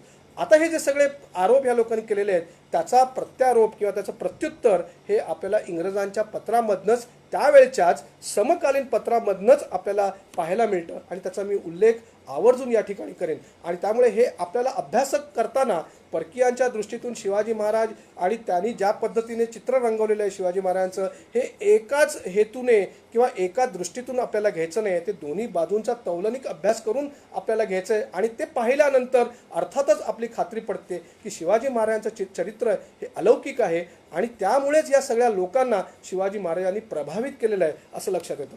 आता हे जे प्रतिवाद आहे त्याचा तो कोणी केलेला आहे तर राजापूरला जी इंग्रजांची वखार होती तिथला जो अधिकारी आहे हेनरी रेव्हिंग्टन याला ह्या सगळे जे आरोप आहेत हे या पाश्चात्य लोकांचे ते अजिबात मान्य नाही. तो काय म्हणतोय हे पहा. तो असं म्हणतोय की शिवाजी महाराजांनी ह्या अफजल खानाने पहिल्या प्रथम जी भेट झाली त्या पहिल्यांदा खानाने शिवाजीच्या डाव्या कुशीत तलवार चालवली. हे अत्यंत महत्त्वाचं वाक्य आहे की पहिल्या प्रथम खानाने शिवाजी महाराजांच्या डाव्या कुशीत तलवार चालवली आणि मग शिवाजी महाराजांनी आत्मसंरक्षणासाठी कट्यार चालवली किंवा वाघनख म्हणा. तो दोन्ही म्हणजे वाघनख आणि याचा उल्लेख करतो की कट्यार किंवा वाघनख हे आत्मसंरक्षणासाठी शिवाजी महाराजांनी त्यावेळेस चालवलं आणि ते चालवलं आणि त्याच्यामध्ये अफजल खानाचा शेवट झाला. त्यामुळे हे अत्यंत महत्त्वाचं आहे. हे हेनरी रेव्हिंग्टनचं जे पत्र आहे किंवा त्याचा जो उल्लेख आहे वर्णन आहे ते अत्यंत महत्त्वाचं आहे आणि त्यातनं आपल्याला 2 गोष्टी प्रामुख्याने लक्षात येतात की पहिला वार हा अफजल खानानेच काढलेला आहे आणि त्यामुळे आत्मसंरक्षणासाठी शिवाजी महाराजांनी शेवटी त्याचा वध केलेला आहे. त्यामुळे स्वतःचं रक्षण आत्मसंरक्षण हे महत्त्वाचं आहे आणि पुढे स्वतःचं रक्षणाच्यासाठी त्यांनी ही भूमिका घेतलीच. परंतु पुढे काही पत्रांमधनं आणि पुढच्या घटनांमधनं शिवाजी महाराज हे कायम आपल्याला सांगताना आढळतात की माझ्या प्रजेचं आणि माझ्या भूमीचं रक्षण करणं हे माझं आद्य कर्तव्य आहे. त्यामुळे प्रत्येक माणसाला स्वतःचं रक्षण करणं हा एक स्वाभाविक ज्याला म्हणता येईल अशा प्रकारचा एक त्याला नैसर्गिक अशा प्रकारची क्रिया आहे आणि त्यांनी आत्मसंरक्षण स्वतःचं करण्याकरता अफजल खानाचा वध केला असा हा हेनरी रेव्हिंग्टन म्हणतोय. त्यामुळे परस्पर हे इंग्रजांच्या या माणसाकडनंच या सगळ्या आरोपांना उत्तर दिलं जातं आहे हे आपल्याला त्यातून लक्षात येतं. हे सगळं जे हेनरी रेव्हिंग्टनचं पत्र आहे हे काल्पनिक पत्र नाही आहे. तुम्हाला फॅक्टरी रेकॉर्ड्स ऑन शिवाजी या ग्रंथात त्याचा सगळा उल्लेख सापडेल. तो कोल्हापूरला होता. हेनरी रेव्हिंग्टन कोल्हापूरला होता त्यावेळेला कोल्हापूरला असताना त्याला ही बातमी समजली की अशा पद्धतीने शिवाजी महाराजांनी अफजल खानाचा काटा काढलेला आहे. आणि बरोबर 1 महिन्यानंतर घटनेनंतर हे त्याला कळलं आणि त्याने ते पत्रारूपाने हे लिहिलेलं आहे. त्यामुळे 10 डिसेंबर 1659 10 नोव्हेंबर 1659ला खानाचा कोथळा काढला महाराजांनी आणि त्याच्यानंतर 1 महिन्यानी 10 डिसेंबर 1659ला हे पत्र लिहिलेलं आहे. त्यामुळे ते पत्र आपल्याला आपल्या दृष्टीने अत्यंत महत्त्वाचं आहे. रेव्हिंग्टनच्या पत्रातून अजून एक महत्त्वाची गोष्ट आपल्याला लक्षात येते आणि ती शिवाजी महाराजांच्या या परकीय लोकांच्या आरोपांना प्रत्युत्तर देण्याकरता अत्यंत उपयुक्त आहे. तो काय म्हणतोय पहा. तो असं म्हणतोय या पत्रामध्ये की शिवाजी महाराजांना जाळ्यात पकडण्यासाठी खानाने कोणत्याही वाममार्गाचा अवलंब करावा असा स्पष्ट आदेश विजापूरच्या राणीने खानाला दिला होता. Afzal Khan was counselled by the queen to pretend friendship with his enemy अशी स्पष्ट वाक्य या रेव्हिंग्टनने लिहिलेली आहेत. आणि मैत्रीचा आमिष दाखवून शिवाजी महाराजांना पकडावं असा सल्ला या विजापूरच्या राणीने दिलाय आणि तो खानाने तंतोतंत पाळला अशी खात्री या रेव्हिंग्टनची झालेली आहे असं त्या सगळ्या पत्रांमध्ये लिहितोय. त्याच्यामुळे हे पत्र अत्यंत महत्त्वाचं आहे आणि आपल्याला त्याच्याबद्दल हे असे उल्लेख सापडतात. दुसरं पत्र जे आहे ते डच रेकॉर्ड्समधून आपल्याला पाहायला मिळतं. वेंगुर्ला फॅक्टरीतून हे पत्र गेलेलं आहे आणि अफजल खान वधाच्या नंतर 6 महिन्यांनी हे पत्र लिहिलेलं आहे. 5 मे 1660चं हे पत्र आहे आणि त्याच्यामध्येही मतितार्थ त्या पत्राचा असाच आहे की अफजल खानाला दरबारातून शिवाजी महाराजांचा नाश करण्याचे स्पष्ट संकेत आणि आदेश दिलेले होतात हे त्याच्यामधून स्पष्ट होतं आणि त्यामुळे हा सुद्धा मजकूर अत्यंत महत्त्वाचा आहे. त्याच्यामध्ये अजून या डच पत्रामध्ये एक डच रेकॉर्डमधल्या या पत्रामध्ये म्हणजे 5 मे 1660चं हे पत्राचा मी उल्लेख करतोय. त्याच्यामध्ये असं सांगण्यात आलेलं आहे की विजापूरच्या दरबारामधल्या एका हिंदू सरदाराने अफजल खानाचा हा जो बेत आहे किंवा त्याने जो पैजेचा विडा उचललेला आहे त्याला जो स्पष्ट आदेश विजापूरच्या राणीने दिलेला आहे त्या स्पष्ट आदेशाची कल्पना ही आगाऊच शिवाजी महाराजांना त्या हिंदू सरदाराने दिलेली आहे आणि या अफजल खानापासून सावध तुम्ही राहावे अशा प्रकारचा सल्लाही दिलेला आहे. ह्या सगळ्या काही गोष्टी आहेत ह्या इंग्रजांच्या म्हणा किंवा परकीयांच्या साधनातून आपल्याला प्रतिबिंबित होताना दिसतात. अर्थात त्या किती खऱ्या किती खोट्या आज याचा आपल्याला तौलनिक ज्याला म्हणता येईल असं तुलना करून अभ्यास करून ते प्रूव्ह करणं हे जरी कठीण असलं तरी त्यावेळेच्या लोकांच्या कानावरती काय गोष्टी जात होत्या हे आपल्याला त्यातून लक्षात येतं आणि कुठेतरी त्या गोष्टीच्या मध्ये या सगळ्या घटनांच्या मध्ये कुठेतरी सत्याचा अंश असेल अशी आपण खात्री बाळगू शकतो. त्यामुळे अफजल खान वधाच्या बद्दल ह्या लोकांनी जे सगळे जे काही उल्लेख केलेले आहेत हे सर्वपणे निरर्थक आहेत हे आपल्याला लक्षात येतं. पुढे इटालियन प्रवासी जो आला होता 1665ला पुरंदरच्या छावणीमध्ये जो उपस्थित होता तिथे आल्यानंतर त्याच्या कानावरती या सगळ्या अफजल खान वधाच्या घटना गेल्या. 5-6 वर्षच झालेली आहेत त्यामुळे त्याच्या कानावरती या घटना गेल्या. पराक्रम त्याला कळला महाराजांचा आणि त्या घटना ऐकल्यानंतर त्याने काय लिहिलं हे सुद्धा पाहायला आपल्याला पाहिजे. अर्थातच ते लिहितोच की शिवाजी महाराजांनी काय म्हणू आपण शिवाजी महाराजांनी बेसावध असलेल्या खानाला मारलं आणि वाघनखांचा उपयोग केला. ही वाघनखं शिवाजी महाराजांनी बेमालूमपणे लपवली होती असं तो म्हणतो. अर्थातच आजही आपल्याला माहिती आहे वाघनखी आपल्याला मुठीमध्ये लपवायची असतात. ती तुम्हाला समोरच्या माणसाला मूठ वळल्यानंतर किंवा बंद केल्यानंतर ती दिसत नाही त्याचाच तो उल्लेख करतो. आणि तो अजून एक महत्त्वाचा उल्लेख करतो की अंगरख्याखाली शिवाजी महाराजांनी चिलखत घातलं होतं. तो दुसरं असंही म्हणतो की अशा प्रकारचं चिलखत अफजल खानाने मात्र घातलेलं नव्हतं आणि त्याने जर घातलं असतं कदाचित त्याचं संरक्षण झालं असतं. कदाचित अफजल खानाला फार मोठा स्वतःच्या ताकदीबद्दल गर्व असणार त्यामुळे या गोष्टीचा त्याने विचार किंवा लक्षात घेतला नसेल असं त्याच्यातून दिसतंय. त्यामुळे या सगळ्या गोष्टी पाहिल्यानंतर आणि ही वर्णनं ऐकल्यानंतर आपल्याला एक आकलन होतं हे लक्षात येतं की शिवाजी महाराजांनी खानाला कपटाने मारलं हा मुसलमानी आणि पाश्चात्य सगळ्या या इतिहासकारांचा जो दावा आहे हा अतिशय निरर्थक आहे आणि खोटा आहे हे आपल्याला लक्षात येतं. परंतु हेही आपल्याला लक्षात येतं या परकीय लोकांच्या सगळ्या लिखाणातून की खानाच्या मनामध्ये कपटच होतं आणि त्याला तसे स्पष्ट आदेश दिले होते. त्याने पहिल्यांदा वार काढला होता शिवाजी महाराजांच्यावरती हल्ला केला होता आणि स्वतःचं संरक्षण करण्याकरता शिवाजी महाराजांनी पुढे अफजल खानाला ठार मारलं किंवा त्याचा वध केला. त्यामुळे हे शिवाजी महाराज अशा या सगळ्या परिस्थितीमध्ये खानाशी कसे वागले असतील ते केवळ कसे वागले कसे वागले, त्यांनी कसं ठार मारलं हे तपशिलात न जाता केवळ आत्मसंरक्षणासाठी त्यांनी हे सगळं कृती केली हे आपल्याला त्यातून निश्चितपणे स्पष्टपणे दिसतं. आणि आत्मसंरक्षणासाठी स्वतःचा बचाव करण्यासाठी खानाला जर त्यांनी मारलं असेल तर त्याच्यात कोणती चूक आहे हे आपल्याला कोणती चूक आहे असं मी म्हणेन. ती चूकच नाही आहे. आणि अशा प्रकारचा दोष देणं हे म्हणजे खरं म्हणजे चुकीचं आहे हे आपल्याला लक्षात येतं. आणि म्हणूनच या सगळ्या गोष्टींचा या ठिकाणी मुद्दामून उल्लेख करावा असं मला वाटतं. आता आपण अफजल खानाच्या नंतर शाहिस्तेखानाकडे वळूया.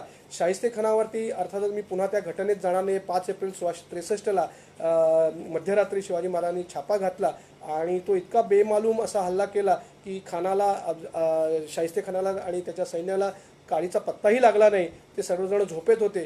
त्याच्यात जो वार काढला गेला शाहिस्तेखानावरती त्याच्यात तो मारला गेला नाही आपल्या दुर्दैवाने, त्याच्या सुदैवाने. आणि सगळं त्याच्या जीवावर जे बेतलं होतं ते केवळ त्याच्या 3 बोटांवरती निभावलं आणि तो घाबरला त्या सगळ्या घटनांमधनं. शिवाजी महाराज आपल्या सगळ्या लोकांना घेऊन परत आले. यशस्वीपणे त्यांनी ती सगळी घटना किंवा तो जो जी काय सर्जिकल स्ट्राईक ज्याला आपण म्हणू तो केला आणि ते परत आले सिंहगडावरती. पुढे या घटनेचा धसका घेऊन पुढच्याच दिवशी शाहिस्तेखान पुण्यातून निघून गेला आणि तो दिल्लीकडे जात असताना अर्थातच त्याला त्याच्या मामाने म्हणजे औरंगजेबाने त्याची बदली परस्पर तुमची बदली बंगालला केली असा आदेश देऊन त्याला दिल्लीला येण्याचं किंवा आग्र्याला येण्याचं पासून त्याला मज्जाव केला आणि परस्पर त्याला बंगालला पाठवून दिलं. हा सगळा इतिहास आपल्याला माहिती आहे. आता ह्या सगळ्या एकूणच घटना या शाहिस्तेखानाच्या छापामधल्या घटना अत्यंत रहस्यमय आणि एखाद्या रहस्यमय चित्रपटाचं कथानक शोभावं अशा प्रकारच्या या सगळ्या घटना गतिमानी आहेत. कोण कसं काय वागतंय, अचानकपणे सगळा प्लॅन होतोय, तो एक्झिक्यूट केला जातोय. मग तो कोणी केला, कसा केला हे दुर्दैवाने आपल्याला त्यातल्या तपशील माहिती नाही. परंतु त्या घटनांमधनं फायनली जे काय आउटकम आला आहे तो मात्र आपल्याला दिसतो. आणि तो आउटकमच एवढा प्रभावी आहे किंवा इतका तो सगळ्यांना रोमांचकारी आहे की या लोकांनी सुद्धा, या परकीय लोकांनी सुद्धा त्यांचं वर्णन, त्यांना जसं या घटनेचं आकलन झालं, त्यांना जे कानावरती बातम्या आल्या किंवा त्यांना जे काही संदर्भ मिळाले त्याच्यावरनं त्यांनी कसं केलं आहे हे आपल्याला लक्षात येतं. या सगळ्यामधला एक फिलिप गिफर्ड नावाचा एक जो इंग्रजांचा जो वखारीतला माणूस आहे राजापूरच्या, याचं एक पत्र मात्र अत्यंत विश्वसनीय आहे. याच्याबद्दल मी बरेच वेळा बोललो त्यामुळे आता मी त्याच्याबद्दल जास्त उल्लेख करणार नाही. 12 एप्रिल 1663 म्हणजे ही घटना घडल्यानंतर शाहिस्तेखानाची घटना 5 एप्रिल 1663 घडली. त्याच्यानंतर बरोबर एका आठवड्यानंतर ह्या फिलिप गिफर्डने राजापूरवरनं आपल्या मुख्यालयाला म्हणजे सुरतेला हे एक पत्र लिहिलेलं आहे. आणि त्या पत्रामध्ये शिवाजी महाराजांनी प्रत्यक्ष ही घटना किंवा हा पराक्रम कसा केला त्याचं वर्णन केलेलं आहे. राहुजी सोमनाथ म्हणून शिवाजी महाराजांचा राजापुरातला अधिकारी आहे. त्या अधिकाऱ्याने राहुजी सोमनाथने या फिलिप गिफर्डला आदल्या दिवशी एक पत्र आलेलं आहे शिवाजी महाराजांकडनं आणि त्या पत्रामध्ये स्वतः शिवाजी महाराजांनी या पराक्रमाचं वर्णन केलेलं आहे असे सगळं ते उल्लेख आहे. त्यामुळे हे 12 एप्रिल 1663चं जे फिलिप गिफर्डचं पत्र आहे हे अत्यंत विश्वसनीय आहे आणि एकूणच सगळ्या घटनेचं वर्णन शिवाजी महाराजांनीच केलेलं कसं आहे आणि त्यांनी काय पराक्रम गाजवला आहे हे सांगणार आहे. हे पत्रही तुम्हाला फॅक्टरी रेकॉर्ड्स ऑन शिवाजीमध्ये या ग्रंथामध्ये पाहायला मिळेल. शिवाजी महाराजांनी प्रत्यक्ष या आपल्या पराक्रमाचं या पत्र जे राहुजी सोमनाथला लिहिलेलं आहे ज्याचा उल्लेख हा फिलिप गिफर्ड करतोय त्याच्यामध्ये तुम्हाला ते सगळं पाहायला मिळतं. त्यातला थोडक्यात संदर्भ सांगतो की या पत्रामध्ये खानाचे लोक शिवाजी महाराजांनी किती मारले, किती जखमी झाले, शिवाजी महाराजांच्याबरोबर किती सैन्य होतं, 400 मावळे होते याचा उल्लेख येतो. त्याच्यानंतर या सगळ्या घटनेमध्ये या सर्जिकल ऑपरेशनमध्ये इतकं ते यशस्वी झालं की त्याच्यामध्ये फक्त शिवाजी महाराजांची 6 माणसं मावळे हे मारले गेले. इतकं ते ॲक्युरेट ज्याला म्हणता येईल असं एक्झिक्युशन झालं. शिवाजी महाराजांना पहिल्या प्रथम वाटत होतं की त्यांनी जो वार काढला होता शाहिस्तेखानावर त्याच्यात तो मारला गेला, परंतु नंतर त्यांना कळलं की त्याच्या फक्त बोटावरती ते सगळं निभावलं. त्यामुळे हा सगळं पत्र अत्यंत विश्वसनीय आहे आणि असा सत्य ज्याला म्हणता येईल असा सत्य तपशील या पत्रातून एकूणच घटनेबद्दल आपल्याला पाहायला मिळतो, आता ऐकायला मिळतो किंवा वाचायला मिळतो. आता ह्या सगळ्या घटना जे शिवाजी महाराजांचं पत्राचा मी उल्लेख केला, दुर्दैवानं ते पत्र अजूनही आपल्याला सापडलेलं नाही. हा आपला एक मोठा दोष याच्यात आपण एक लक्षात घेतला पाहिजे. आता ह्या पत्राच्या पार्श्वभूमीवर किंवा या ऐतिहासिक सत्याच्या घटनेच्या पार्श्वभूमीवर इतर मंडळी काय म्हणतात ते पाहूया. जो पोर्तुगीज चरित्रकार आहे शिवाजी महाराजांचा कॉस्मो द गार्द याने असं म्हटलंय, बरंच वर्णन केलं आहे त्याचं, सगळ्या वर्णनात मी आता खोलात जात नाही, पण त्याच्यातले प्रमुख मुद्दे त्याच्या वर्णनातले काय आहेत सारांश ते सांगतो. तो असं म्हणतोय कॉस्मो द गार्द की शिवाजी महाराजांनी जसवंत सिंह जो या सगळ्या लाल महालाभोवती मोठ्या संख्येने घोडदळ घेऊन पहारा घालायला बसला होता, त्याला शिवाजी महाराजांनी वश करून घेतलं होतं. आणि ते कसं वश करून घेतलं शिवाजी महाराजांनी या जसवंत सिंहाला, त्याचा संपूर्ण वृत्तांतच या कॉस्मॉ द गार्डने आपल्या चरित्रात दिलेला आहे. शिवाजी महाराजांनी या जसवंत सिंहाला उंची उंची मोठ्या मोठ्या ज्याला म्हणता येईल महागातल्या अशा भेटवस्तू दिल्या आणि त्याला आपल्याकडे करून घेतलं. आपल्या डायरेक्टली किंवा इनडायरेक्टली म्हणता येईल आपल्या सगळ्या प्लॅनमध्ये सामावून घेतलं. आणि तो त्या सगळ्या एकूण घटना घडताना त्याला तो प्रत्यक्षपणे किंवा अप्रत्यक्षपणे शांत राहिला, तशी व्यवस्था शिवाजी महाराजांनी करून ठेवली असं तो या सगळ्या वर्णनामध्ये म्हणतोय. आणि तो असं मुद्दामून म्हणतोय मुख्यत्वे की जसवंत सिंह औरंगजेबाशी एकनिष्ठ नव्हता, हे त्याला प्रामुख्याने ठसवून सांगायचं आहे. आता हे झालं पोर्तुगीज कॉस्मॉ द गार्डचं काय याच्याबद्दलचा विवेचन आहे ते, या घटनेबद्दल आहे ते. डच कागदपत्रातनं काय येतं ते पाहूया. सुरतला जे डचांच्या वखारीतले जे लोक होते त्यांनी 5 जून 1663 म्हणजे एप्रिल महिन्यात ही घटना घडली 5 एप्रिलला. त्याच्यानंतर 2 महिन्यानंतर 5 जून 1663ला एक पत्र लिहिलेलं आहे. त्याच्यामध्ये मात्र काही विचित्र उल्लेख आपल्याला आढळतात या सगळ्या घटनेबद्दल. ते विचित्र आहेत आणि ते मान्यही नाहीत. त्याच्याबद्दलही त्याचंही खंडन मी तुम्हाला लगेच सांगणार आहे. आपल्याकडच्या साधनातून ते येत नाही. बऱ्याच ठिकाणी जे अभ्यास करतात इतिहासाचा त्यांना या घटनेबद्दल माहिती आहे.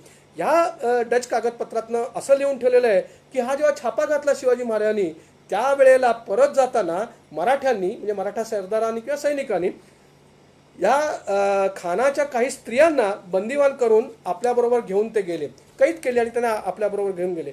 परंतु हा जरी त्याच्यातला दोष ते दाखवत असले की खानाच्या स्त्रियांना पकडून शिवाजी महाराजांनी घेऊन गेले, तरीसुद्धा पुढे ते असंही म्हणतायत की जे आपल्यासाठी अत्यंत महत्त्वाचं आहे की ज्या वेळेला शिवाजी महाराजांना कळलं की हा शाहिस्तेखाना मारला न जाता त्याची काही बोटच तुटलेली आहे, 3 बोटावरती निभवलंय, हे कळल्यानंतर मात्र या सर्व स्त्रियांना शिवाजी महाराजांनी मुद्दामून सांगितलं, त्यांचा सन्मान केला, त्यांना आदराने वागवलं, त्यांना भेटवस्तू दिल्या आणि परत शाहिस्तेखानाकडे परत पाठवून दिलं, असा सुद्धा या डच कागदपत्रांच्या या सगळ्या या पत्रामध्ये उल्लेख केलेला आहे. हे आपल्या दृष्टीने महत्त्वाचं आहे. एकीकडे ते दोष दाखवायचा प्रयत्न करतात परंतु त्याचा उत्तरही हीच लोक देत आहेत असं आपल्याला लक्षात येतं. कॅरे आणि थेवेनो हे जे फ्रेंच प्रवास वर्णन करणारे आहेत फिरस्ते, त्यांनी सुद्धा याच गोष्टीचा शिवाजी महाराजांच्या लोकांनी स्त्रियांना कैद करून नेलं याचाच पुनरुच्चार केलेला आढळतो.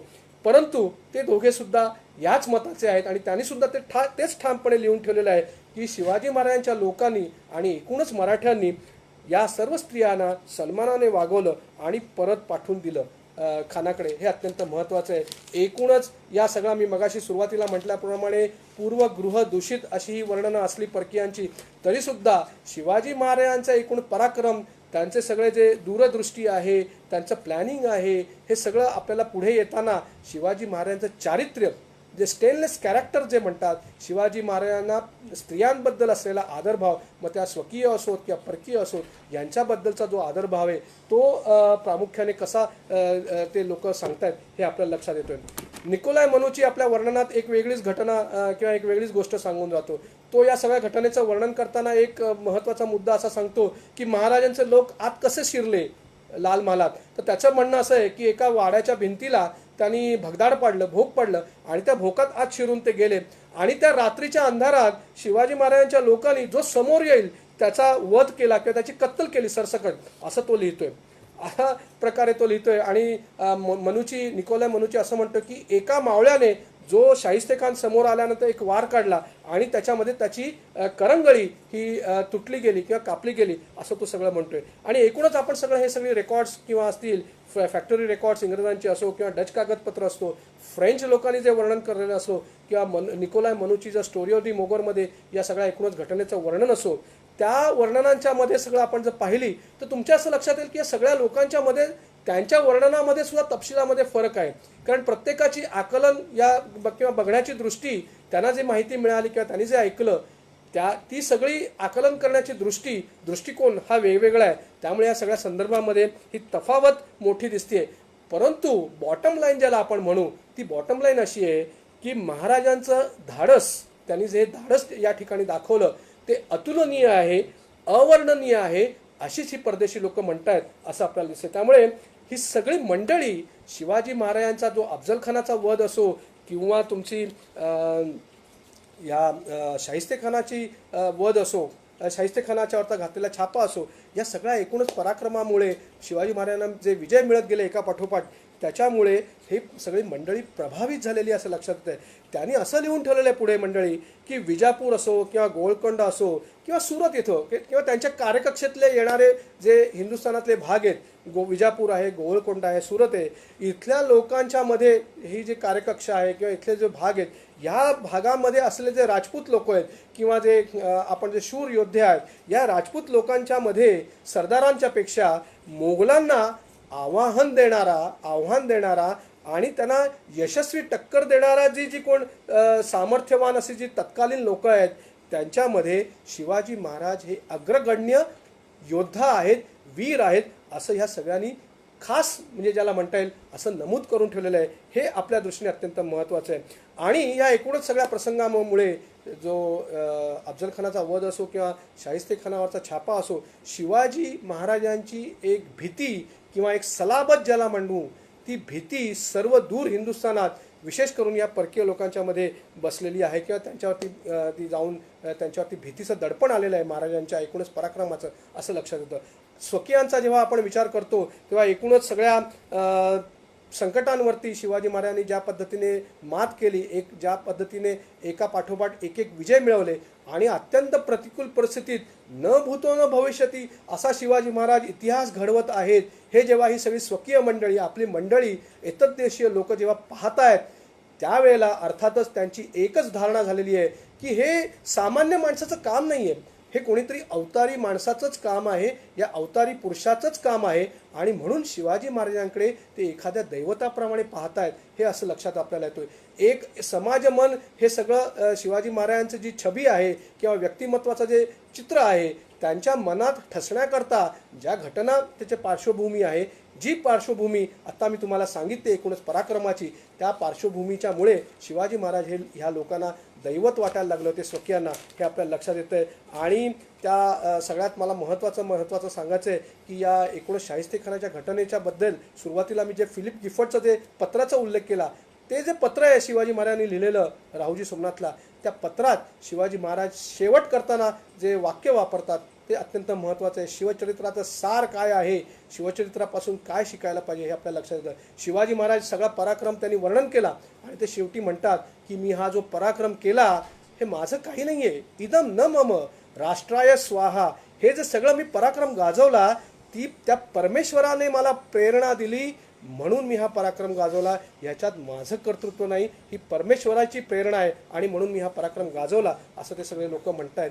आणि त्याच्यामुळे एक शिवाजी महाराज ह्या सगळ्या घटनांकडे पाहताना, शिवाजी महाराज ही सगळी कार्य करताना, स्वराज्य स्थापन करताना त्यांची स्वतःची मनोभूमिका काय आहे, एक या परमेश्वराचा एक प्रतिनिधी, एक संचालक म्हणून मी या राज्यावरती किंवा हे मी स्वराज्य मिळवण्याचा प्रयत्न करतोय आणि मी त्याच्या पद्धतीने एक संचालक म्हणून या राजा म्हणून किंवा राज्यावरती मी राज्य करतोय, अशी भूमिका ही शिवाजी महाराजांची आहे.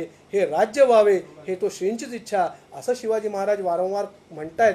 त्याच्या मागची भूमिका काय आहे ही या पत्रात त्याच्या शेवटच्या वाक्याने आपल्याला आपल्या मनावरती ती ठसते किंवा ती प्रतिबिंबित होते. अशा प्रकारचं हे सगळं आहे. खरं म्हणजे आता 1 तास होऊन गेलेला आहे. अर्थातच मला हे सगळं काही तुम्हाला पूर्ण करता येणार नाही आहे. हा विषय प्रचंड मोठा आहे. मी थोडंसं याच्यामध्ये आग्रा भेटीबद्दल बोलणार होतो, परंतु ते स्किप करतो आणि शिवाजी महाराजांच्याबद्दल या लोकांनी त्यांचं व्यक्तिमत्व कसं लिहिलेलं आहे याच्याबद्दल मी थोडंसं तुम्हाला सांगतो आणि मग मी आजचा विषय जो आहे त्याच्यावर तो मी थांबवतो.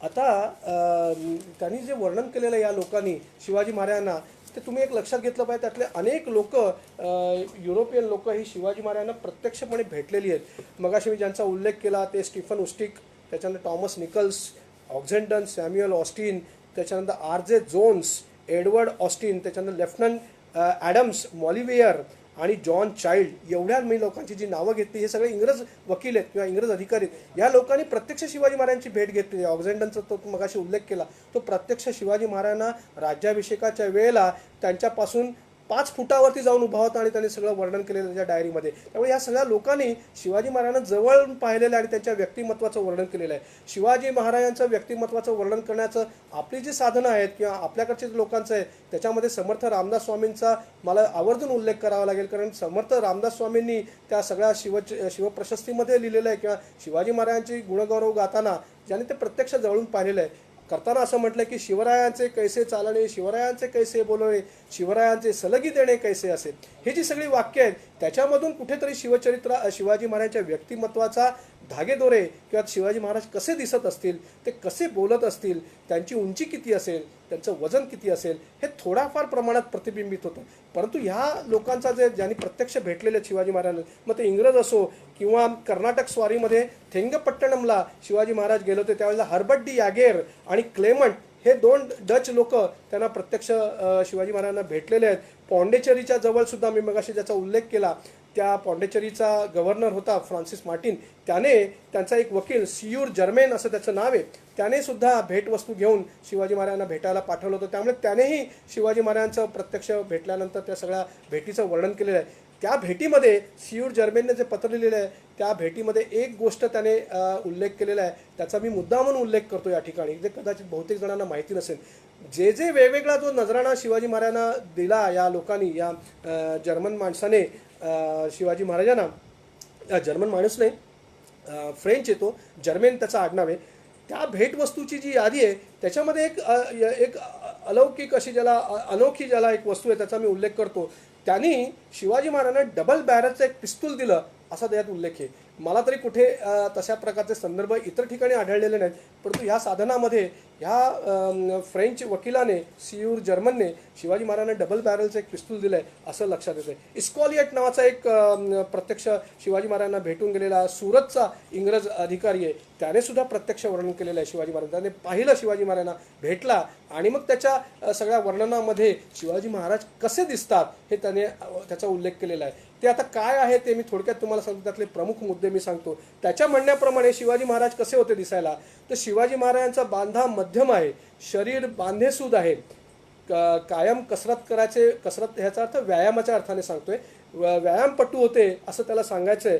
आणि तो असं म्हणतो की त्यांच्या हालचालीमध्ये चापल्य आहे, शिवरायांचे कैसे चालणे, शिवरायांचे कैसे बोलणे, शिवरायांचे सलगी देणे कैसे असे, हे जेव्हा समर्थांचे शब्द आपल्याला आठवतात त्याच्याशी कुठेतरी साधर्म्य या सगळ्या वर्णनामध्ये आढळतं इस्कॉलिएटच्या. तो असं म्हणतो की शिवाजी महाराजांचं बांधेसूद आहे, त्यांचा बांधा मध्यम आहे, त्यांची हालचाली चपल आहेत, नजर तीक्ष्ण आणि भेदक आहे, तुमच्या अंतरंगाचा ठाव घेणारी अशी भेदक नजर आहे असं तो म्हणतो.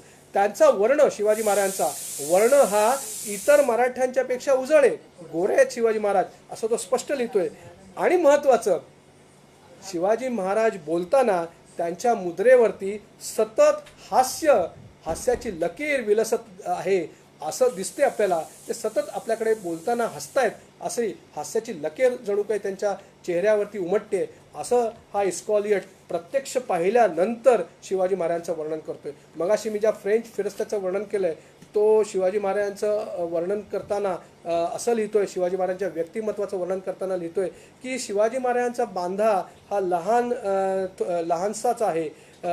लहानसाच आहे, चेहऱ्यावरती बुद्धिमत्तेची छाप दिसून येते, चमक दिसते, हसरा चेहरा आहे, तेजपुंज चेहरा आहे त्यांचा, आणि गहू वर्ण आहे, उजळ वर्ण आहे, गहू वर्ण आहे, गोरा आहे, त्यांची तीक्ष्ण नजर आहे, भेदक नजर आहे. तो पुन्हा लिहितो एक वेगळं, तो त्यांच्या एकूण नोटिंगमध्ये असं लिहितो की शिवाजी महाराज दिवसातनं फक्त एकदाच जेवतात आणि त्यांची प्रकृती अतिशय निकोप आहे, उत्तम आहे असं लिहितो. फ्रँकॉइस मार्टिन याचं मगाशी जो फ्रेंच माणूस आहे जो शिवाजी महाराजांच्या कर्नाटक स्वारीवरती त्याने लिहिलं आहे, तो memoir of Karnataka expedition of Shivaji या नावाचं पुस्तक आहे.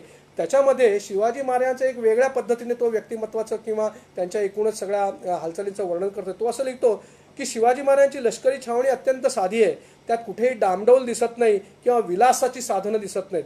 तिथे त्या छावणीमध्ये फक्त 2 तंबू आहेत आणि अत्यंत साधे तंबू आहेत, साध्या कापडाचे बनवलेले तंबू आहेत. एक तो स्वतःसाठी वापरतो आणि एक त्याचा जो महामंत्री आहे त्याच्यासाठी, असे 2 त्यात फक्त तंबू आहेत. बाकी अख्ख्या छावणीमध्ये तुम्हाला कुठेही तंबू किंवा विलासाची साधनं तुम्हाला दिसणार नाहीत असं तो लिहितो. असे त्याचे महत्त्वपूर्ण उद्गार आहेत. पुढचे त्याचे उद्गार जे आहेत वर्णन हे अत्यंत महत्त्वपूर्ण आहेत. हा जो फ्रँकोइज मार्टिन आहे तो असं म्हणतो की वेदकालीन भारतीय परंपरेला अभिप्रेत असणारा असा नारी जातीचा आदर करणारा, लढाईच्या धामधुमीत उच्च राजकीय आणि सामाजिक नीतिमूल्य यांची जपणूक करणारा, आचरण करणारा शिवाजी हा समकालीन सत्ताधीशांपेक्षा कितीतरी पटीने थोर होता. एक शिवाजी महाराजांना परकीयांनी दिलेलं हे अतिशय छान असं सर्टिफिकेट आपल्याला आहे, त्यांचं व्यक्तिमत्वाचं वर्णन करणारं सर्टिफिकेट आहे असं लक्षात येईल. ॲबे कॅरे जो फ्रेंच माणूस मी ज्याचा उल्लेख केला तोही शिवाजी महाराजांच्या व्यक्तिमत्वाबद्दल बोलतोय असं लक्षात येतं. तो असं म्हणतोय की शिवाजी महाराजांच्या सैन्यात शिस्त अतिशय आहे, बेशिस्त अजून अजिबात खपवून घेतली जात नाही.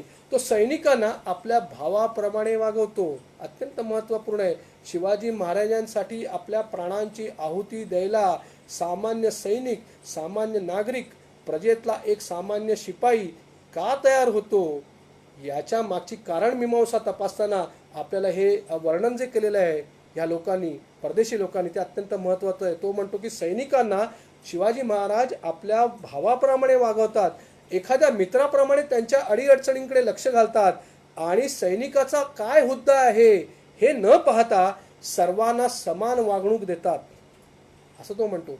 शिवाजी महाराज चैन विलास यांच्यापासून अलिप्त आहेत असं तो वर्णन करतो. शिवाजी महाराजांचं किती अलौकिक वर्णन आहे पहा. एकीकडे हे लोक शिवाजी महाराजांना दोष देतात, पूर्वगृहदूषित अशी वर्णनं करतात, विपर्यास करतात सगळ्या घटनांचा, परंतु दुसरीकडे सुद्धा शिवाजी महाराजांचं अत्यंत मार्मिक शब्दात शब्दचित्र रेखाटतात, त्यांच्या व्यक्तिमत्वाचं, त्यांच्या कार्याचा आदराने उल्लेख करतात, गुणगौरव करतात असं दिसतंय. पोर्तुगीजांची जेव्हा आपण गोष्ट घेतो तेव्हा पोर्तुगीजांचा तर शिवाजी महाराजांचा खूप धाक होता असं लक्षात येतं. पोर्तुगीजांच्या सगळ्या कागदपत्रात तर पुढे अशी वर्णनं आलेली आहेत, त्यांनी असं लिहून ठेवलं आहे की हिंदुस्थानाच्या कोणत्याही भागामध्ये, कोणत्याही कोपऱ्यामध्ये जी जी काही युद्ध होतात त्या युद्धामध्ये तुमच्या असं लक्षात येतं की ज्या युद्धामध्ये होतात, ही सगळी युद्ध होतात, त्याच्यामध्ये सर्वात सूत्रधार, सगळ्या युद्धांच्या मधला सूत्रधार हा शिवाजीच आहे. म्हणजे हिंदुस्थानात कुठेही युद्ध होऊन देत त्यांचा सूत्रधार हा शिवाजी महाराज आहेत असंच हे लोक, पोर्तुगीज लोक हे लिहून ठेवताना असं लक्षात.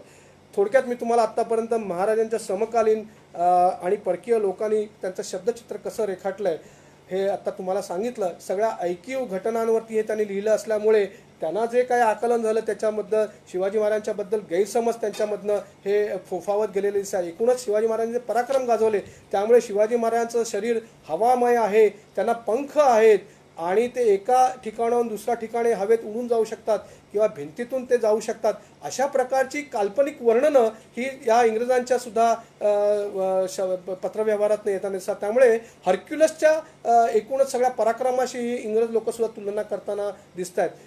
बंगालमधल्या डच लोकांनी तर इंग्रजांनी तर असं लिहून ठेवलेलं आहे की शिवाजी महाराज अमर आहेत, कारण शिवाजी महाराजांच्या मृत्यूच्या बद्दल त्यांनी इतक्या वेळा ऐकलेल्या घटनांच्या बद्दल किंवा वर्णनं ऐकलेली आहेत की त्याच्यातनं त्या सगळ्या खोट्या ठरल्या असं त्यांच्या जेव्हा लक्षात आलं तेव्हा त्यांना वाटायला की शिवाजी महाराज हे खरोखर अमरच आहेत. त्यामुळे शिवाजी महाराजांचा मृत्यू हे शक्यच नाही, ते अमर आहेत असंच लक्षात येतं. त्यामुळे एक शिवाजी महाराजांच्याबद्दल विचित्र कल्पना या सगळ्या लोकांनी करून ठेवल्या. त्या एकूणच शिवाजी महाराजांचा प्रभाव हा त्यांच्यावरती कसा होता हे लक्षात येतं. आणि या सगळ्या वर्णनांमधनं हे सगळं शब्दचित्र जे आहे हे परकीयांच्या दृष्टीतून त्या लोकांनी आपल्या शब्दांच्या माध्यमातून, ग्रंथांच्या माध्यमातून, प्रवास वर्णनांच्या माध्यमातून किंवा प्रत्यक्ष पाहिल्यानंतर त्यांचं व्यक्तिमत्वाचं वर्णन करताना कसं रेखाटलेलं आहे याचं आपल्याला लक्षात येतं. आणि एक काही परदेशी लोक ही सगळी मंडळी शत्रू आहेत, ती आपल्याकडची पोर्तुगीज शत्रू आहेत, ही मंडळी शिवाजी महाराजांचा गुणगौरव जेव्हा गातात किंवा त्यांच्या पराक्रमाचं जेव्हा वर्णन करतात त्यावेळेला हे त्यांनी केलेले आरोप बाजूला राहतात आणि शिवाजी महाराजांच्या आपल्या स्वतःच्या जेव्हा राजाचं कौतुक ही लोक करतायत तेव्हा आपली छाती निश्चितच अभिमानाने भरून येते आणि त्याच्याबद्दल शिवाजी महाराजांच्याबद्दलचा जो आदर आहे तो आपला द्विगुणित होतो असं मी या ठिकाणी आपल्याला मुद्दामून म्हणावं असं वाटतं. आणि ही प्रत्येकाचीच त्यामुळे ही अशी भावना निर्माण होते. शिवाजी महाराजांचं हे सगळं कार्यकर्तृत्व आहे त्याच्याबद्दल परदेशी लोकांनी त्यांच्या दृष्टीतून कसे त्यांना शिवाजी महाराज दिसत होते किंवा त्यांनी कसं त्यांचं वर्णन केलं हा आम्ही अगदी धावता मंडळी आढावा घेतला. याच्याबद्दल जर बोलायचं असेल तर आपल्याला खूप बोलण्यासारखं आहे. किमान 2 ते 3 व्याख्यानांचा हा विषय आणि त्याच्यामुळे हे सगळं मी संक्षिप्त स्वरूपात सांगितलं. अगदी धावत मी हे सगळं सांगितलं, धावता आढावा घेतला. त्यामुळे मी आता कार्यक्रमाचा शेवटी आलेलो आहे किंवा आता मी जवळजवळ 20-1 मिनटं जास्त बोललेलो आहे, परंतु हरकत नाही. मी शेवट करतो या सगळ्या कार्यक्रमाचा. पुन्हा एकदा मी आपल्या सर्वांचा आभार मानतो आणि राजेशजी सावंतांचं फिरस्ती या समूहाचा मी आभार मानतो. त्यांनी मला संधी दिली, हा विषय मांडायला मला त्यामुळे संधी मिळाली, त्याच्याबद्दल मी आपल्या सर्वांचा आभार मानतो. अत्यंत वेगळा विषय माझं मी तुम्हाला सगळ्यांना मुद्दामून सांगणं आहे की ह्या विषयाचा आपण अभ्यास करा. एक वेगळे दृष्टिकोन, वेगळे पैलू याच्यातून आपल्याला शिवाजी महाराजांचा अभ्यास करता येईल.